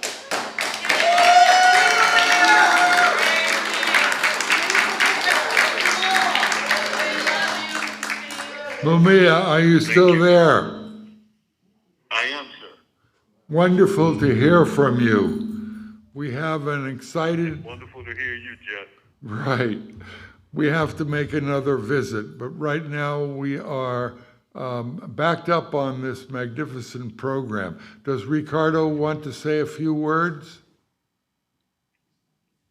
I just want to honor how Mumia, as a teacher, teaches us across all the different professions to understand the importance of what is the griot voice, the capacity for us to speak of resilient love from our hearts across institutions, across all of our power bases, to reach into those institutions and speak for our hearts about what it means to be in loving defense of our community. And for that, Mumia, I'm eternally grateful. Those teachings I understand to be a source of resistance. Please speak to that, Mumia. I think you're absolutely right. I'm quoting the great Pat Benatar, love is a battlefield. And, because, in a place of unloving, in a place of fear, in a place of lies, that love is an act of resistance. And when we come together, and especially when we fight together, we discover our love for each other as fellow comrades and fellow human beings in this inhuman age in America. Thank you, Mumia.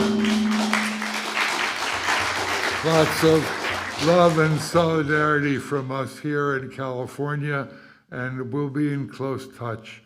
And we are continuing until you are free. Free Mumia! Free Mumia! Free Mumia! Thank you so much for joining us. Thank you, brother. Thank you for the invitation. I love you all. Okay. Stay on the Now. line, and when they plug off, I'll be on with you, okay? Okay. For the last couple minutes. Did you want to speak for a minute or two, Ricardo? No, we're all good. We're all good. You can unplug, and then I have a couple minutes, and we'll just close out. We're very grateful. Thank you. Okay, thank you.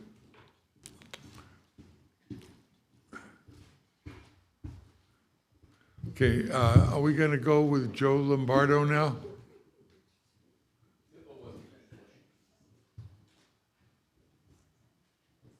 I could just finish off.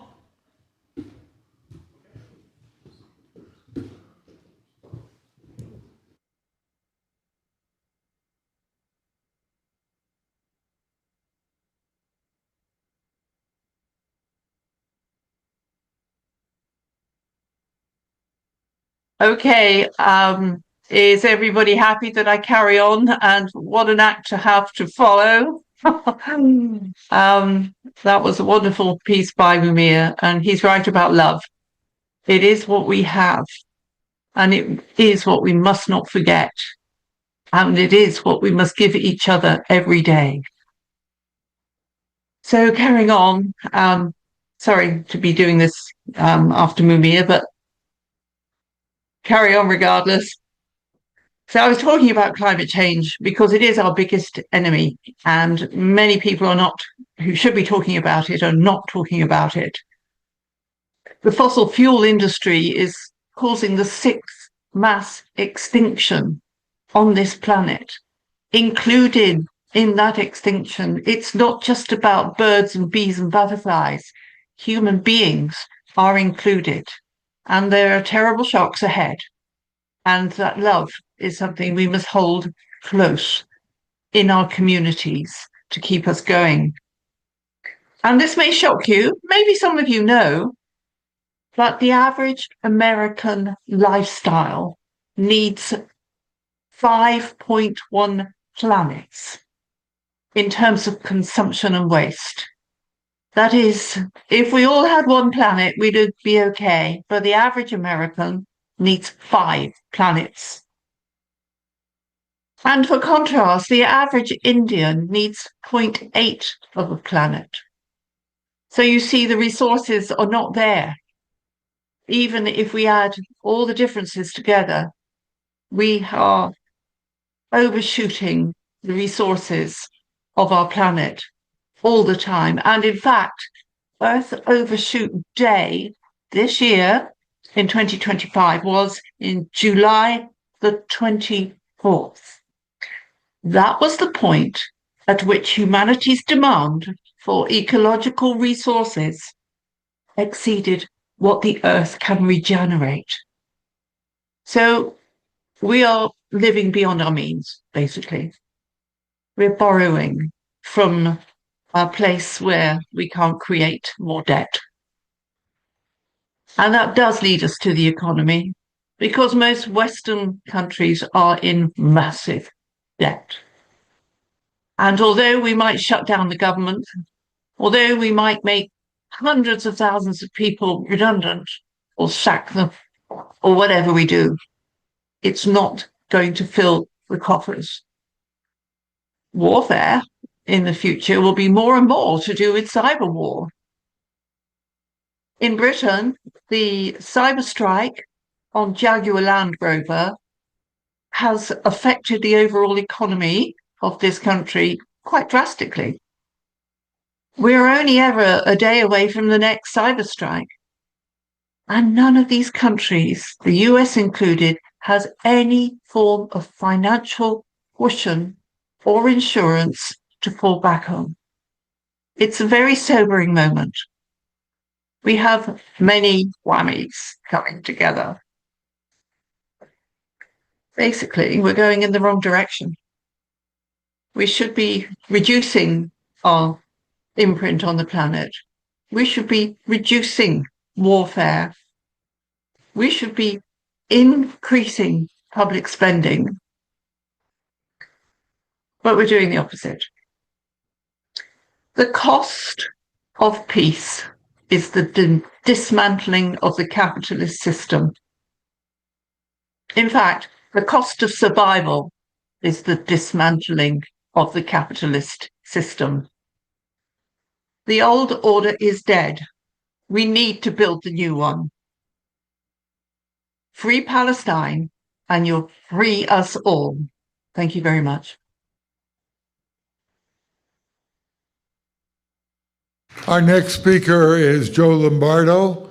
He's calling from Wales, as was Pippa, and he is the national coordinator of United National Anti-War Coalition, UNAC. Welcome, Joe Lombardo. Thank you, Jeff, and everybody who's there. I'm so sorry I can't be there with you. I'm actually 8 hours ahead of you in time. It's getting close to my bedtime. We're living through dangerous times, but times during which everything could change for the better.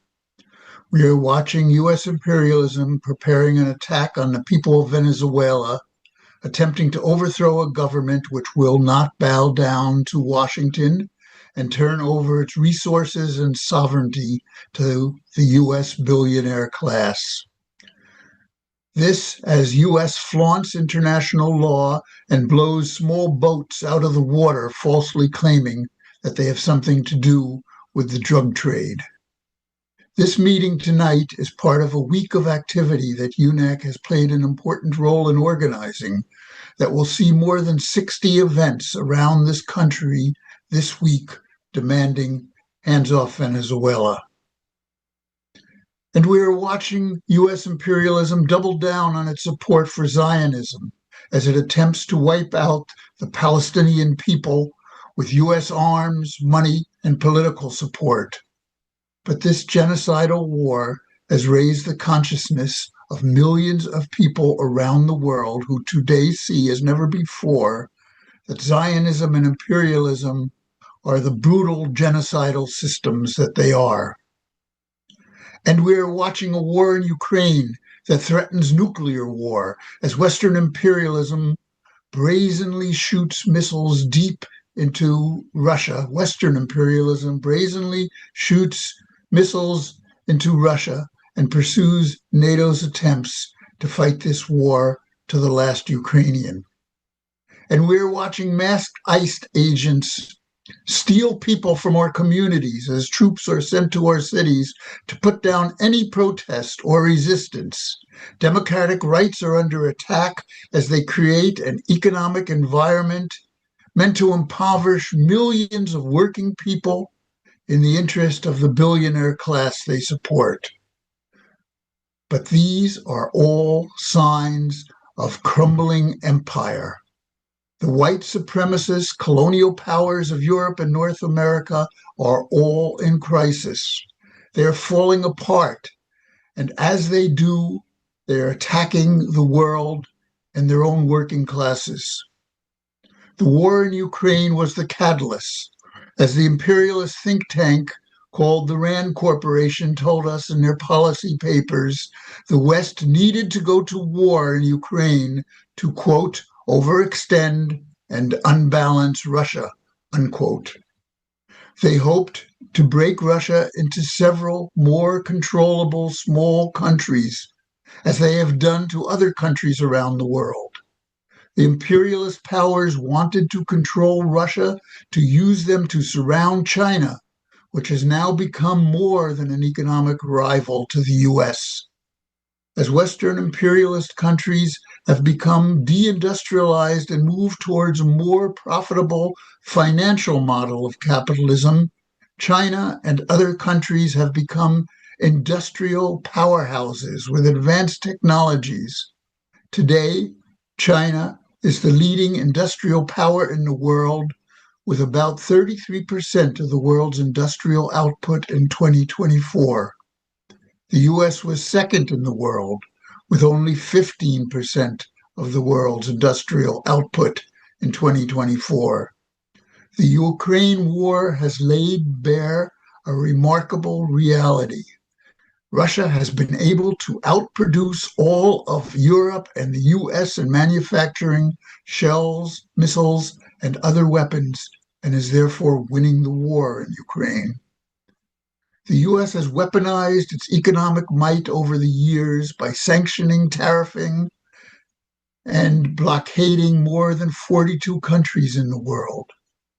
To escape the sanctions that the West heaped on Russia during the Ukraine war, Russia turned to its ally China and was able to survive the sanctions. And together with other global South countries, the countries that were the colonies of the Western imperialist powers, they are forming a new economic alliance, a number of new economic alliances like the BRICS, which today contains more wealth than the Western imperialist G7 countries. The Western sanctions and tariffs are beginning to backfire and hurting their own economies more than the ones that they are targeting. Today, because of this, there is hope that these former colonies can break out of the grip of Western imperialism and develop for the good of their own people instead of the Western billionaire class. This is a threat to the privileges of these Western imperialist countries that they have enjoyed for centuries through their domination, brutality, and through war. Every one of these countries in North America and Europe are in political crisis. Their economies and their political classes are in crisis. We in UNAC believe that war is not caused by bad people who just can't get along with each other. It is caused by imperialism, mostly US imperialism, which has a military budget almost as high as the rest of the world combined. It has about 20 times the number of foreign military bases as all other countries in the world combined. It has dropped about 337,000 bombs on other countries in the past 20 years for an average of about 46 per day. And so UNAC is an anti-imperialist, anti-war coalition here in the belly of the beast. We are unlike other anti-war organizations in the US in that we are not an organization, but a coalition. We are an organization of organizations. We seek to bring groups together to fight in broad, united fronts against our common enemies. We understand that the imperialists have great power on their side. They have money from our taxes.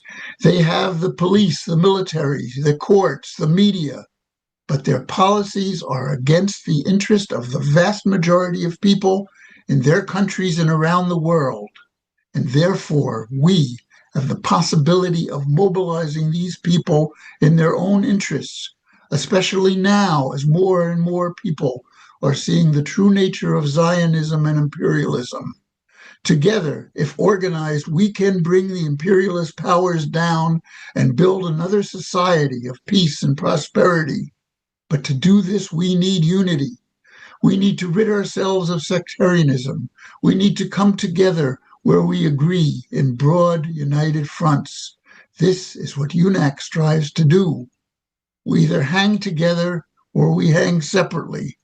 UNAC is an all-volunteer organization. We are not funded by wealthy donors. We need your support financially, and we need you most of all to get your organizations to join us, to build our coalition, and together we can end their wars. Thank you. Okay, I have a proposal for a change of agenda. We were going to take a break now for lunch, but I see that most people are wandering up to Code Pink's delicious food. If you want to get some of that food, the contribution you make will go to relieve people who have been terribly compromised by the hurricane, not to mention the U.S. embargo blockade in Cuba. So my proposal is, because of the technical problems we've faced, we've lost some time making connections. We've had to switch the agenda around. We have about 4 more speakers, each for 5 to 7 minutes. And we'll add Code Pink as a speaker as well. We also have a wonderful speaker that we inadvertently left off the list, and that's Wendy Snyder, representing the people who are under government attack and imprisonment from the African People's Socialist Party. So I'm going to propose that people, like you've already done, wander over to the Code Pink table, pick up a little food, at a few at a time, and in the back there's snacks, and we'll continue the program until the end at 3 o'clock, and then everybody can pitch in for cleanup. Does that sound reasonable to everyone? Okay, so because we left Wendy off, let's go with Wendy Snyder, African People's Socialist Party. She's here with the newspaper and to tell us about the persecution of her party and comrades by the U.S. government. Welcome, Wendy Snyder. Thank you so much. So my name is Wendy Snyder. I'm actually a member of the Uhuru Solidarity Movement, and we were formed by the African People's Socialist Party as an organization that goes into the white community to organize for reparations to African people. And so my leadership, I want to salute Chairman Omali Yeshitela, Deputy Chair Ona Zane Yeshitela. I don't have time to salute all the members of the African People's Socialist Party, but I know that I speak for my organization, Uhuru Solidarity Movement, and I know I speak for the African People's Socialist Party in just saying that we are really, really grateful to be among you today, me representing Hands Off Uhuru. And just bear with me, I'm going to look at my notes for a second. So we want to thank UNAC for giving us this time on the program and for standing with the Uhuru 3 and for Hands Off the Uhuru movement. Many of you might know that the African People's Socialist Party was attacked. I'm just going to abandon my notes and try to just talk from the heart here. Was attacked 3 years ago, just a little over 3 years ago, on July 29th, 2022. The FBI raided 7 homes and offices of the Uhuru movement. had our chairman, Omali Yeshitela, who was a veteran of the Black Power movement, who was a member of the Student Nonviolent Coordinating Committee and has been organizing for over 50 years for African self-determination. They had his lasers pointed at his chest as they demanded that he come out of his home that he lives in with his wife in the Red Bud neighborhood of St. Louis, Missouri. And this happened also where the FBI raided the Uhuru Solidarity Center on the north side, on the south side of St. Louis, where the over 50 years is going to be the anniversary of the Solidarity Committee that was formed to organize a principal relationship of white people under the leadership of the African working class revolution. And that Solidarity Center was attacked. Volumes and volumes of materials were confiscated from homes and also from the Uhuru House Community Center in St. Petersburg, Florida. A whole case was, the government attempted to cobble together a case against what became known as the Uhuru Three to basically silence the organization. They did not succeed in doing that. I was at the trial last September of 2024, along with my comrade Kara, who's there at the table. Since that FBI attack on 7 homes and offices of the Uhuru movement, the African People's Socialist Party did not just back down. They built a counteroffensive, an anti-colonial free speech movement, an anti-colonial fight back coalition, and many organizations featured here are a part of that coalition. And what the African People's Socialist Party did was they fought back against the government that was lying through their teeth, trying to convict Chairman Omali Yeshitela, Chairwoman Penny Hess, and Chair Jesse Neville to convict them as being agents of the Russian government.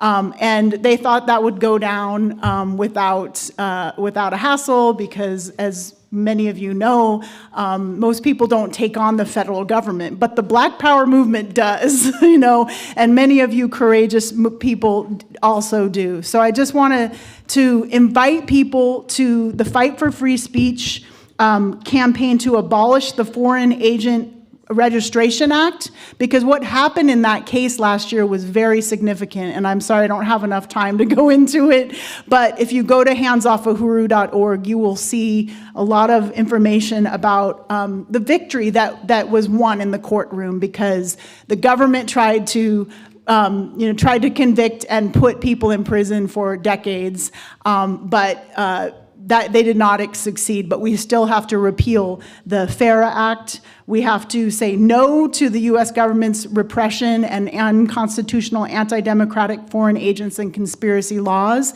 I want to also just say hands off Venezuela, free Palestine, and what we believe in from the Uhuru Solidarity movement under the leadership of the African People's Socialist Party is that there's unity that we must express through reparations. So I'm just excited to be on this program today. I've learned so much. I really appreciate it. I want to also say, what the African Uhuru movement said is, the White House is the drug house, right? And Uncle Sam is the pusher man. And so the clarity that that we can see through our coalition and our solidarity building here, I just want to invite people to connect with us and hands off Venezuela. Hands off, oppressed peoples of the world. And Uhuru means freedom. Thank you, Wendy. Our next speaker is Judy Greenspan. Judy is a lifelong social justice activist. I've never seen an important event that Judy stands aside from. She's a leader of the Bay Area Labor for Palestine, a member of the Executive Committee of the Oakland Education Association, and a often good friend. Welcome, Judy Greenspan.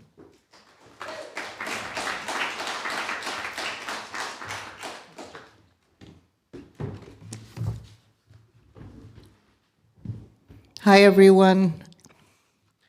This is one of these events where all of us really matter. So I hope that and I know I've seen many of you at demonstrations and things like that, and I hope that we'll be able to take some of the learning. You know, what teaching is great, but we have to figure out how are we going to implement, right? How are we going to put to practice what we're hearing today? So I'm here today to hopefully to talk to you about some local campaigns.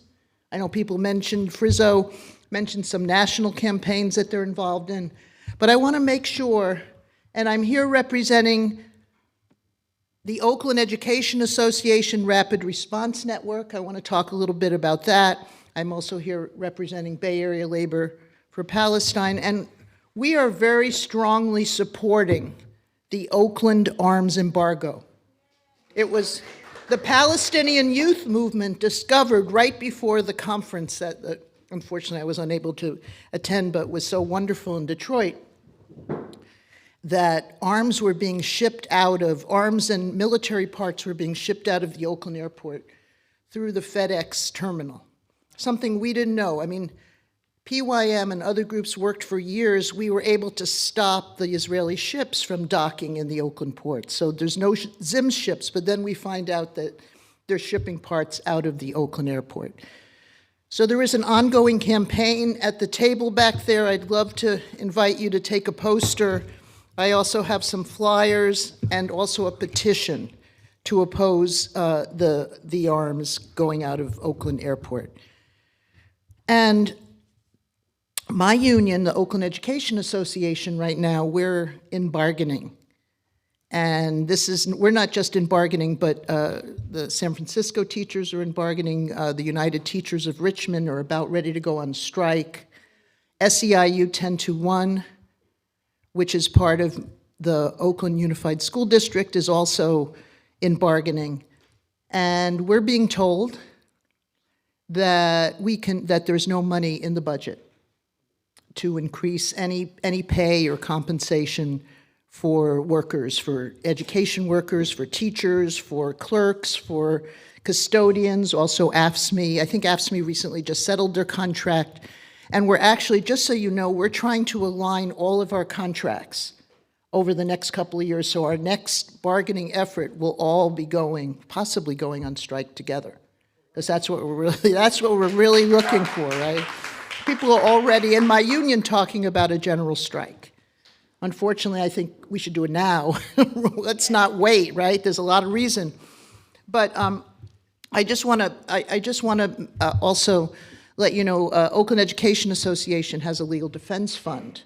And I also have flyers on the table back there. If you want to make it, I know all of us are hard pressed for money, but we've raised over $100,000 to protect our students in Oakland. And you may or may not be aware, but every day we're getting sightings, and I have people here from LA, and I'm sure they can tell the stories because they've really been hit hard by ICE in LA. But ICE is at the door in Oakland. ICE is at the door and wanting to come in. They've already gone in and done some random kidnappings of community members. Their presence has an impact in the schools. Our attendance is down because parents are, some people are unfortunately self-deporting. Some people are keeping their kids home every time there's an ICE sighting. So we have many problems. There's many ways that you can get involved. Teachers have been doing foot patrols, and you can adopt a school, you can adopt a corner, you could do many, people are going to Home Depot and trying to be there just to defend the workers who gather at Home Depot because that's where we know that ICE will be showing up. So there are so many things that we need to be involved in, and fortunately, I will tell you that today there's probably about 10 events happening simultaneously with this one. People are out at the airport leafleting, people I think at Grand Lake Theater leafleting, and so many different things. There's trainings, there's all sorts of things that people can be involved in. Yes, thank you. So, but what I want to say, and I just want to also just let you know that Monday night we were able to get the Oakland arms embargo passed, a resolution passed at the Alameda Labor Council. So that's a group of over 110 unions in Alameda County who supported this, and it was unanimous. It was because we had done a lot of work going in and talking to different unions and things like that. And I just want to leave you with this, because I know I don't have that much time. If workers took a stand against US militarism, if workers got involved, if unions got involved, because we're just at the tip of trying to involve workers and unions, but that's what Bay Area labor is about. That's what the National Labor for Palestine is about, that we believe that if the workers said no, none of these wars would be going on. If the workers said no, ICE would not be able to invade our community. The police would not be able to attack our community. So I want to join you, and I think as we go forward, my slogan is, and there are buttons back there, fuck ICE, free Palestine.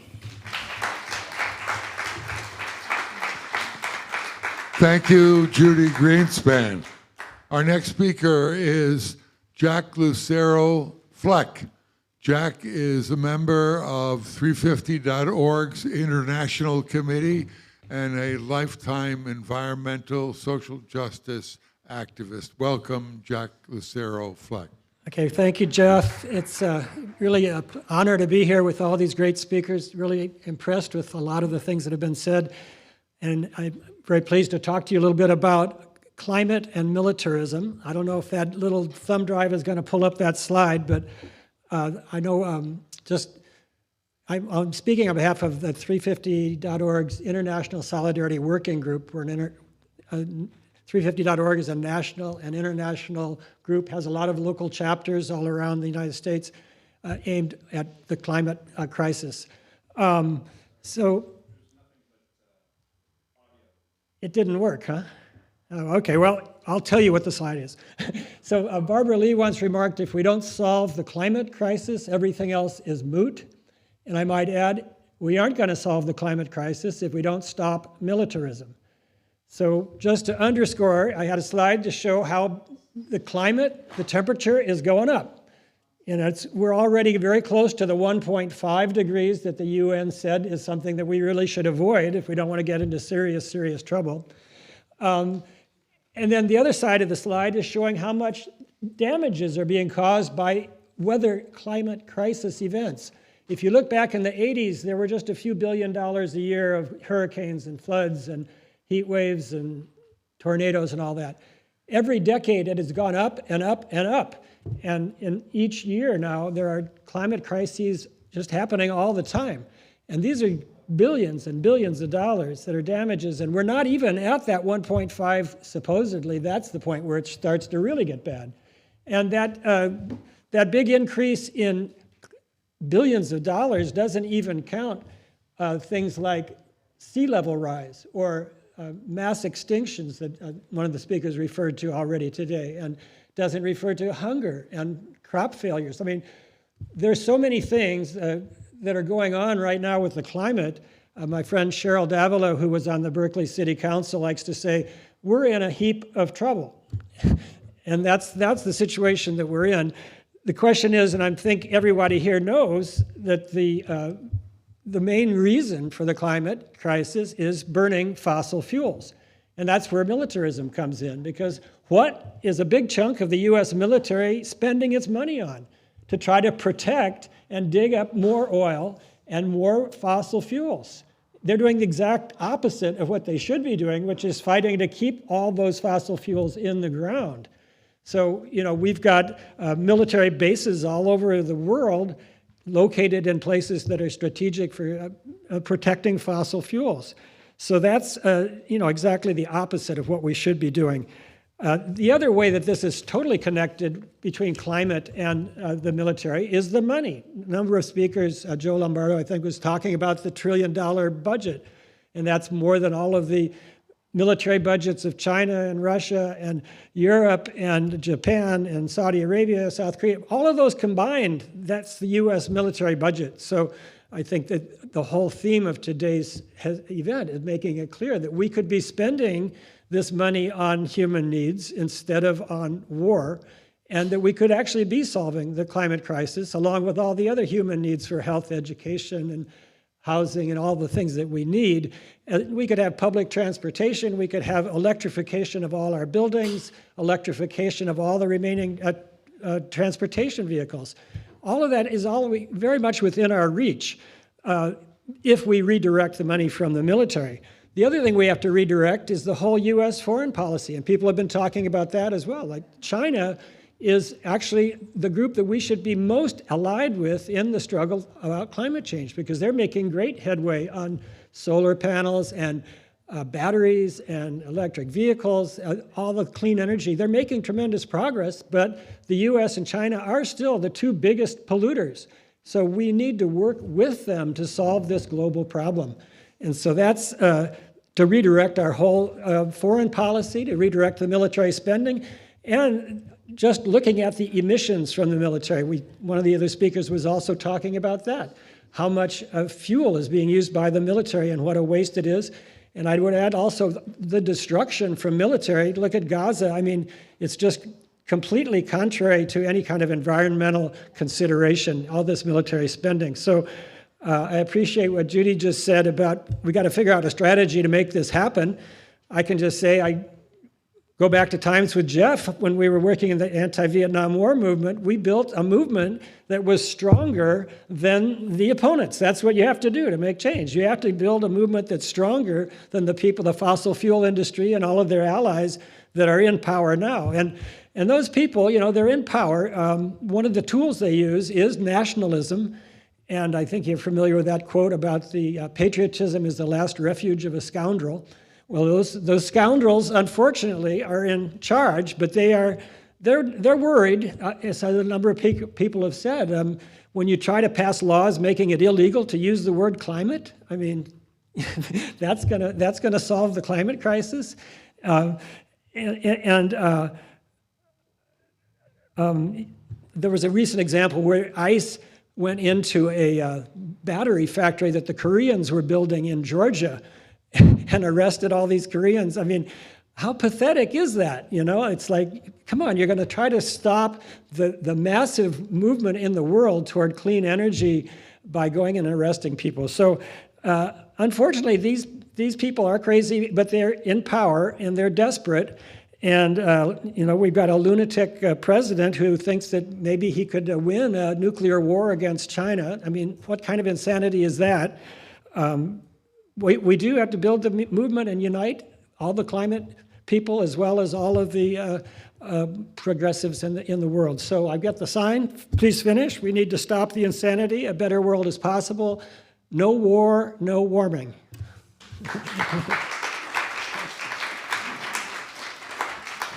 Thank you, Jack Flesch. I think Fleck. I think we have two more speakers, and then I'm going to give a 45-minute summary. Make that an hour and 45 minutes. But anyway, we're about to finish, but I want you to stay. We have two magnificent speakers. One of them is John Parker.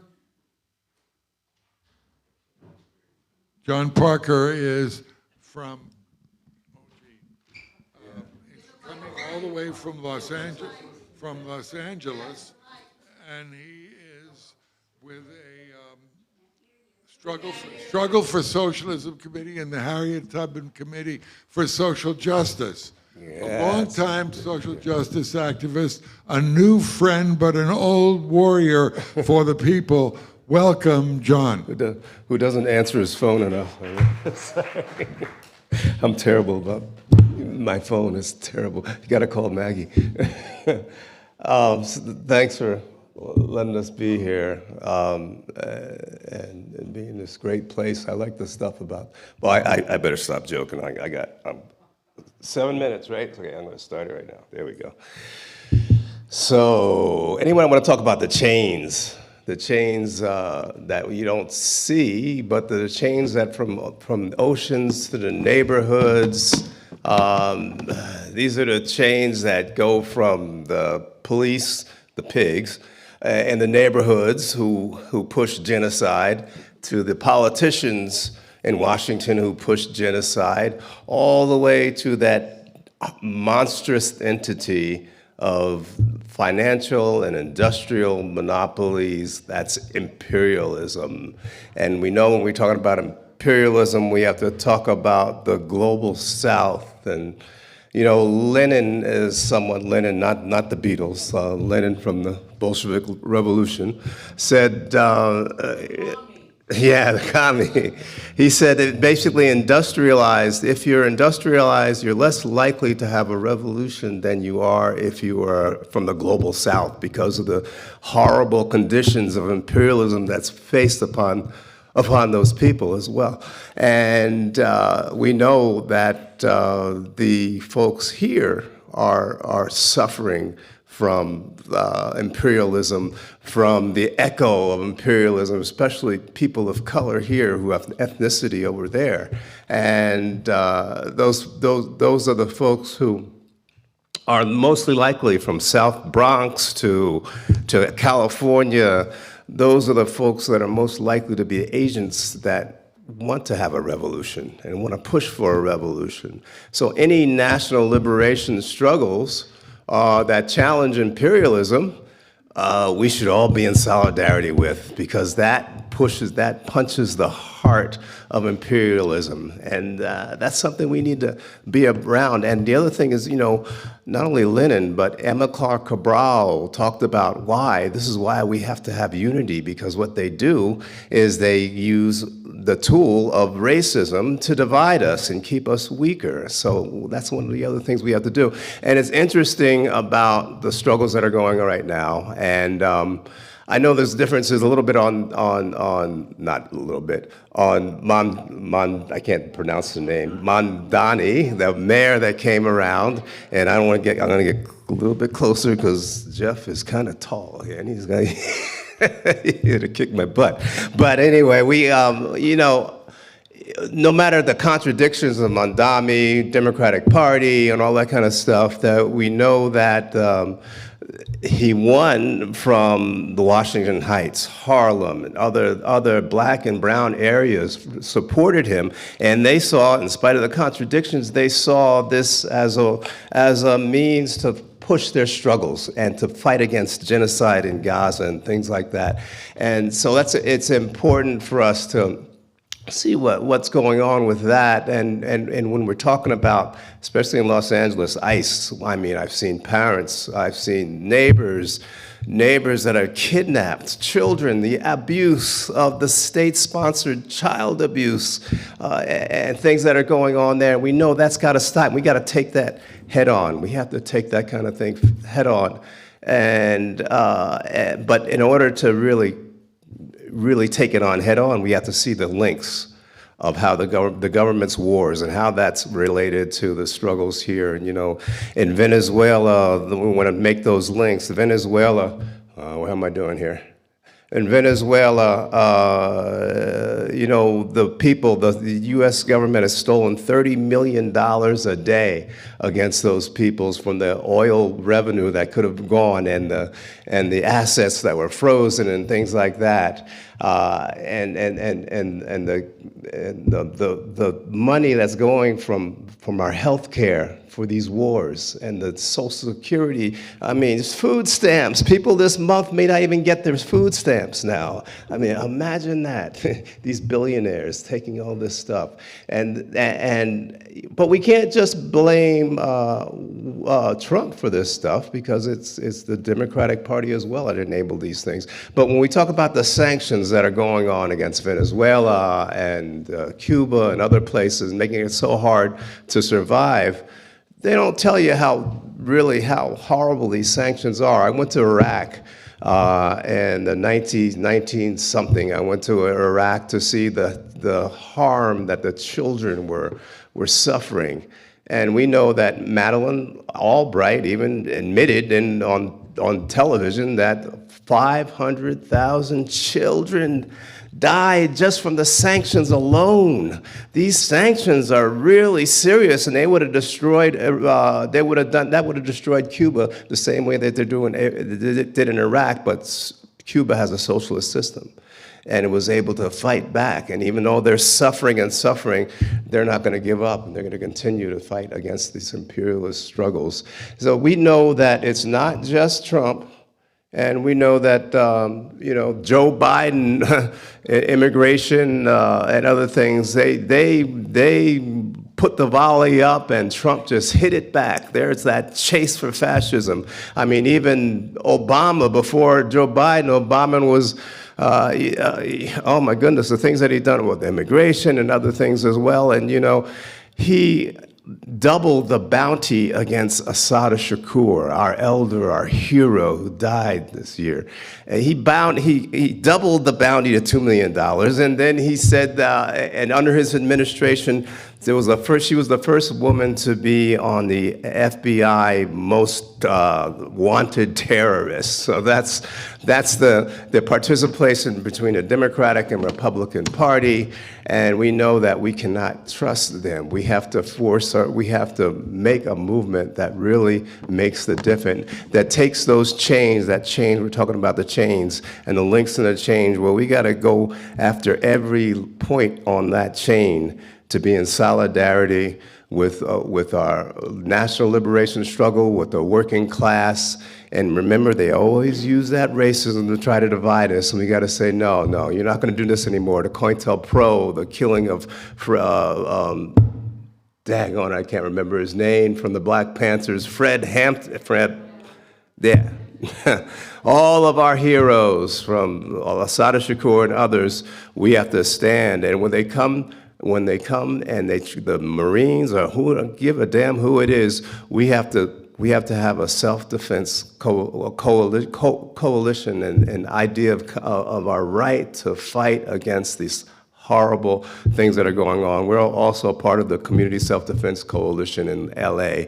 And that's the beginning of raising the consciousness and organizing a real fight back. And that's what they're afraid of, and they should be, because our unity is something that's very scary for these folks, even more than even Trump's hair. So anyway, thanks.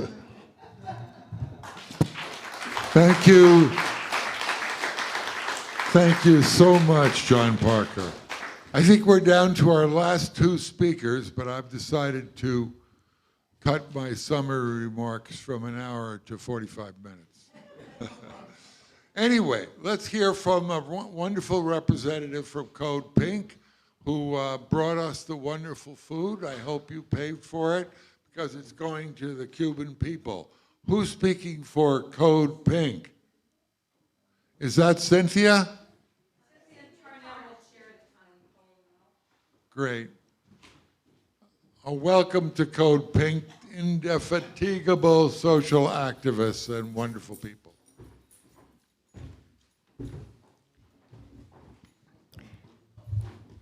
So I'm here today with Tarnal Abbott, also with Code Pink. Tarnal made the quiches, and she'll talk to you a little bit about that. And my dog, Lucky, is also with me. He's leaving right now. So just an honor to be here today. Thank you so much, Jeff. Thank you, Phoebe, very much for helping and organizing and the wonderful snacks back there. Code Pink greets you, and we continue to fight against the military economy, the war economy that we all live under, that we pay into, against our wishes, against our hearts. And we're trying to substitute that with a peace economy. So don't pay your taxes. That's all I'm going to tell you right now. Tarnal. Thank you, Cynthia. Could you tell us your name, please?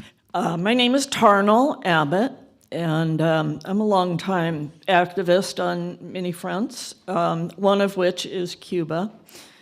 And I was recently at a conference in Mexico. It's an annual conference that's held in different Latin American countries, and it's for solidarity with Cuba.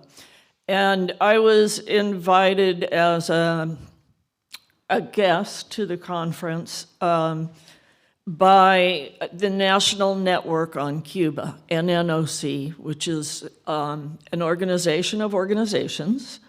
And one of the primary things that came out of the conference was the Cubans urging the North Americans, the Canadians, and other parties to work together on the Cuba Solidarity Front.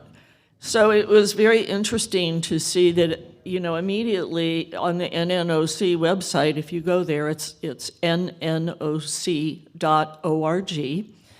There is an appeal for hurricane relief for the Cubans who were very badly hit by Hurricane Melissa.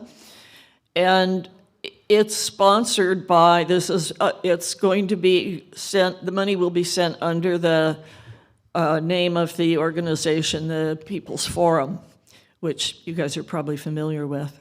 So if you want to give a donation online, you can do that through nnOC.org.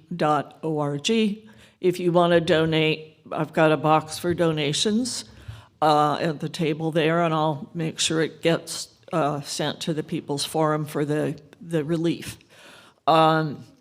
Cuba, you guys have heard a lot about Cuba today, and there's a reason. There's a reason that it's been under a complete blockade by the United States for how many years? 60 or something like that. And yet Cuba has survived, sometimes just barely.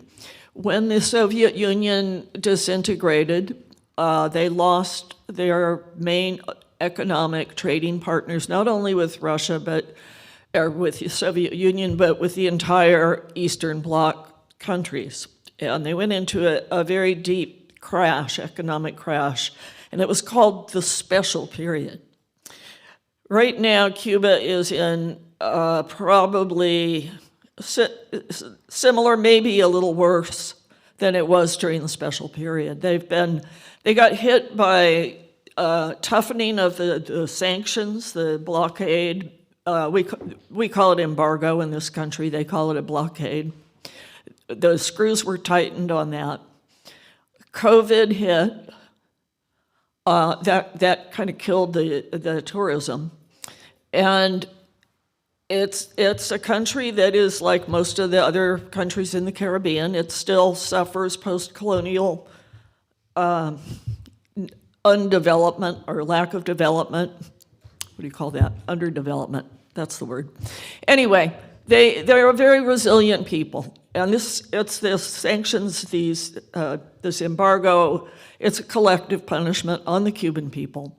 The economy has changed a great deal. It's more open, there's more co-ops and small businesses, but people are struggling. They have their very, very basic needs are met, generally speaking, because it is a socialist country. Education, healthcare, housing, and food. The food situation is bad. A lot of crops were wiped out by the hurricane. And so that is why I decided to try to make this a little fundraiser, because we've been working really hard. Code Pink has been on the front line fighting around the issue of Gaza for these past, it's almost 3 years now, isn't it? I don't know. I'm losing track of time. Anyway, I don't want to bore you, but Code Pink is a member organization of NNOC. If you didn't bring money, that's okay. Come and eat some quiche anyway, because I don't want to take it home. So, thank you.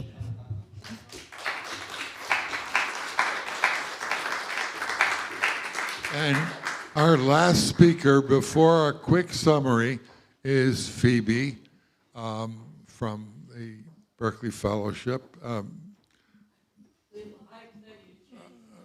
BFUU, and she's going to speak in place of Ann Garrison from Black Agenda Report. Yes, sorry, Ann couldn't be here. I first want to acknowledge the presence of Cheryl Davila, former Berkeley City Council member, the council member who was our strongest ally And glad you're here, Cheryl, and glad that you continue the struggle, the work, and her partner, Roberto, very welcome.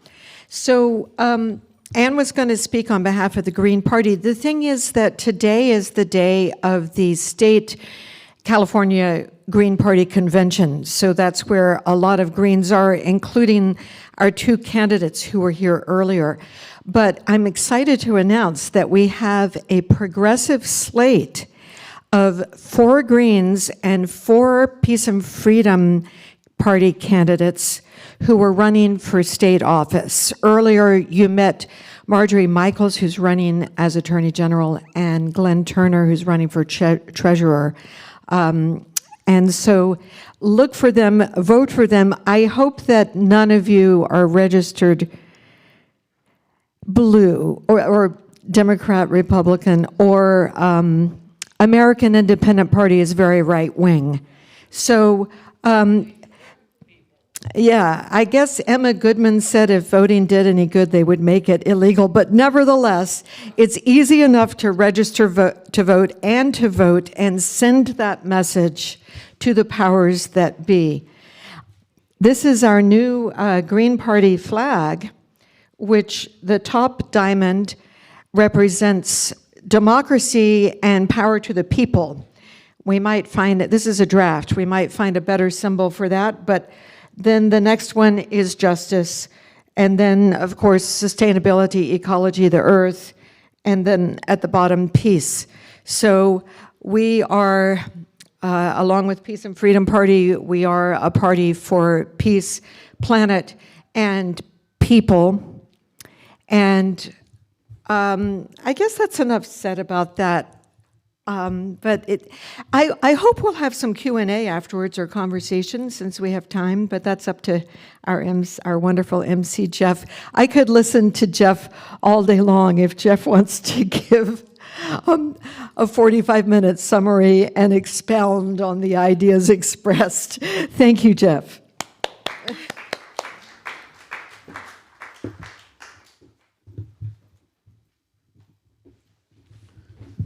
Okay, is there anyone we left off the speakers list?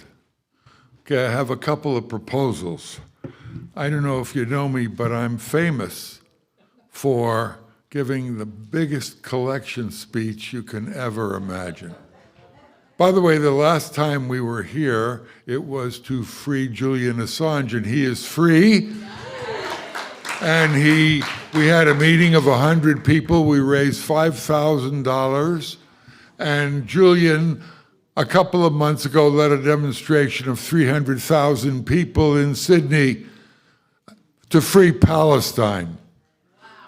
We pledged to bring him back. Now, I think that the Code Pink is doing the right thing in collecting for Cuba, and I would like to give a very brief collection speech, not to contribute to UNEC, we're okay, but if you want to make a contribution, go over to the Code Pink table and make it for the Cuban people. Is that okay with you? Okay, I want to talk about unity. UNEC has initiated some 60 demonstrations for the coming week, starting today, with a focus on Venezuela.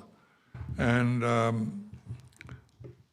Joe Lombardo reports to me that all of them are relatively small. That's a problem of our times. And UNEC strives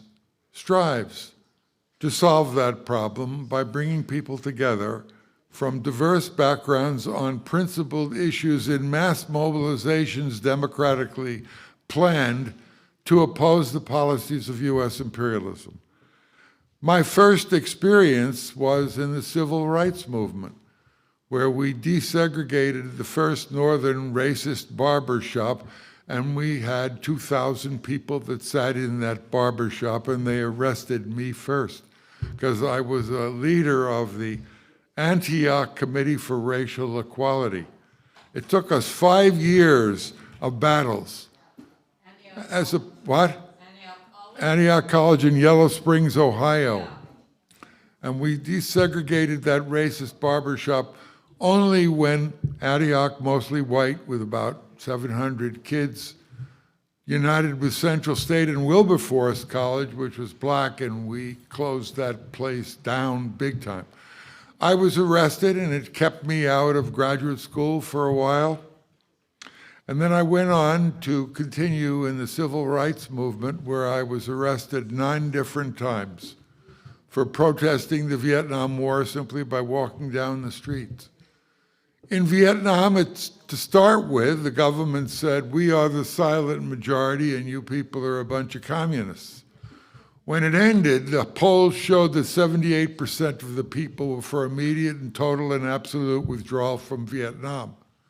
And the silent majority disappeared. And the party I was a member of, a revolutionary socialist party at that time, grew from a few hundred to 3,000 people. We want to be serious about the United Front. The way we did it decades ago was we would call a conference to plan a mass action, and 5,000 people came to the conference. And that conference called, at NYU, New York University, that conference called a demonstration that was the largest in US history, 1 million people on both coasts, to bring the troops home now. That scared the bejesus out of the ruling class.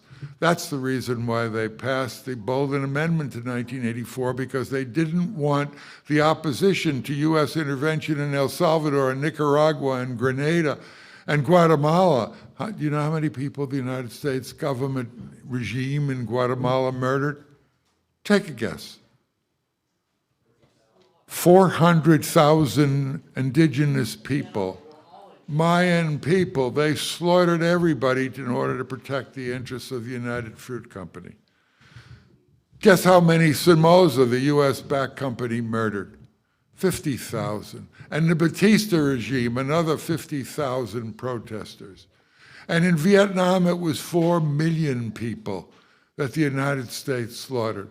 And tens of thousands in Libya. And the United States organized the assault, the jihadists that mobilized to kill tens of thousands of people in Syria.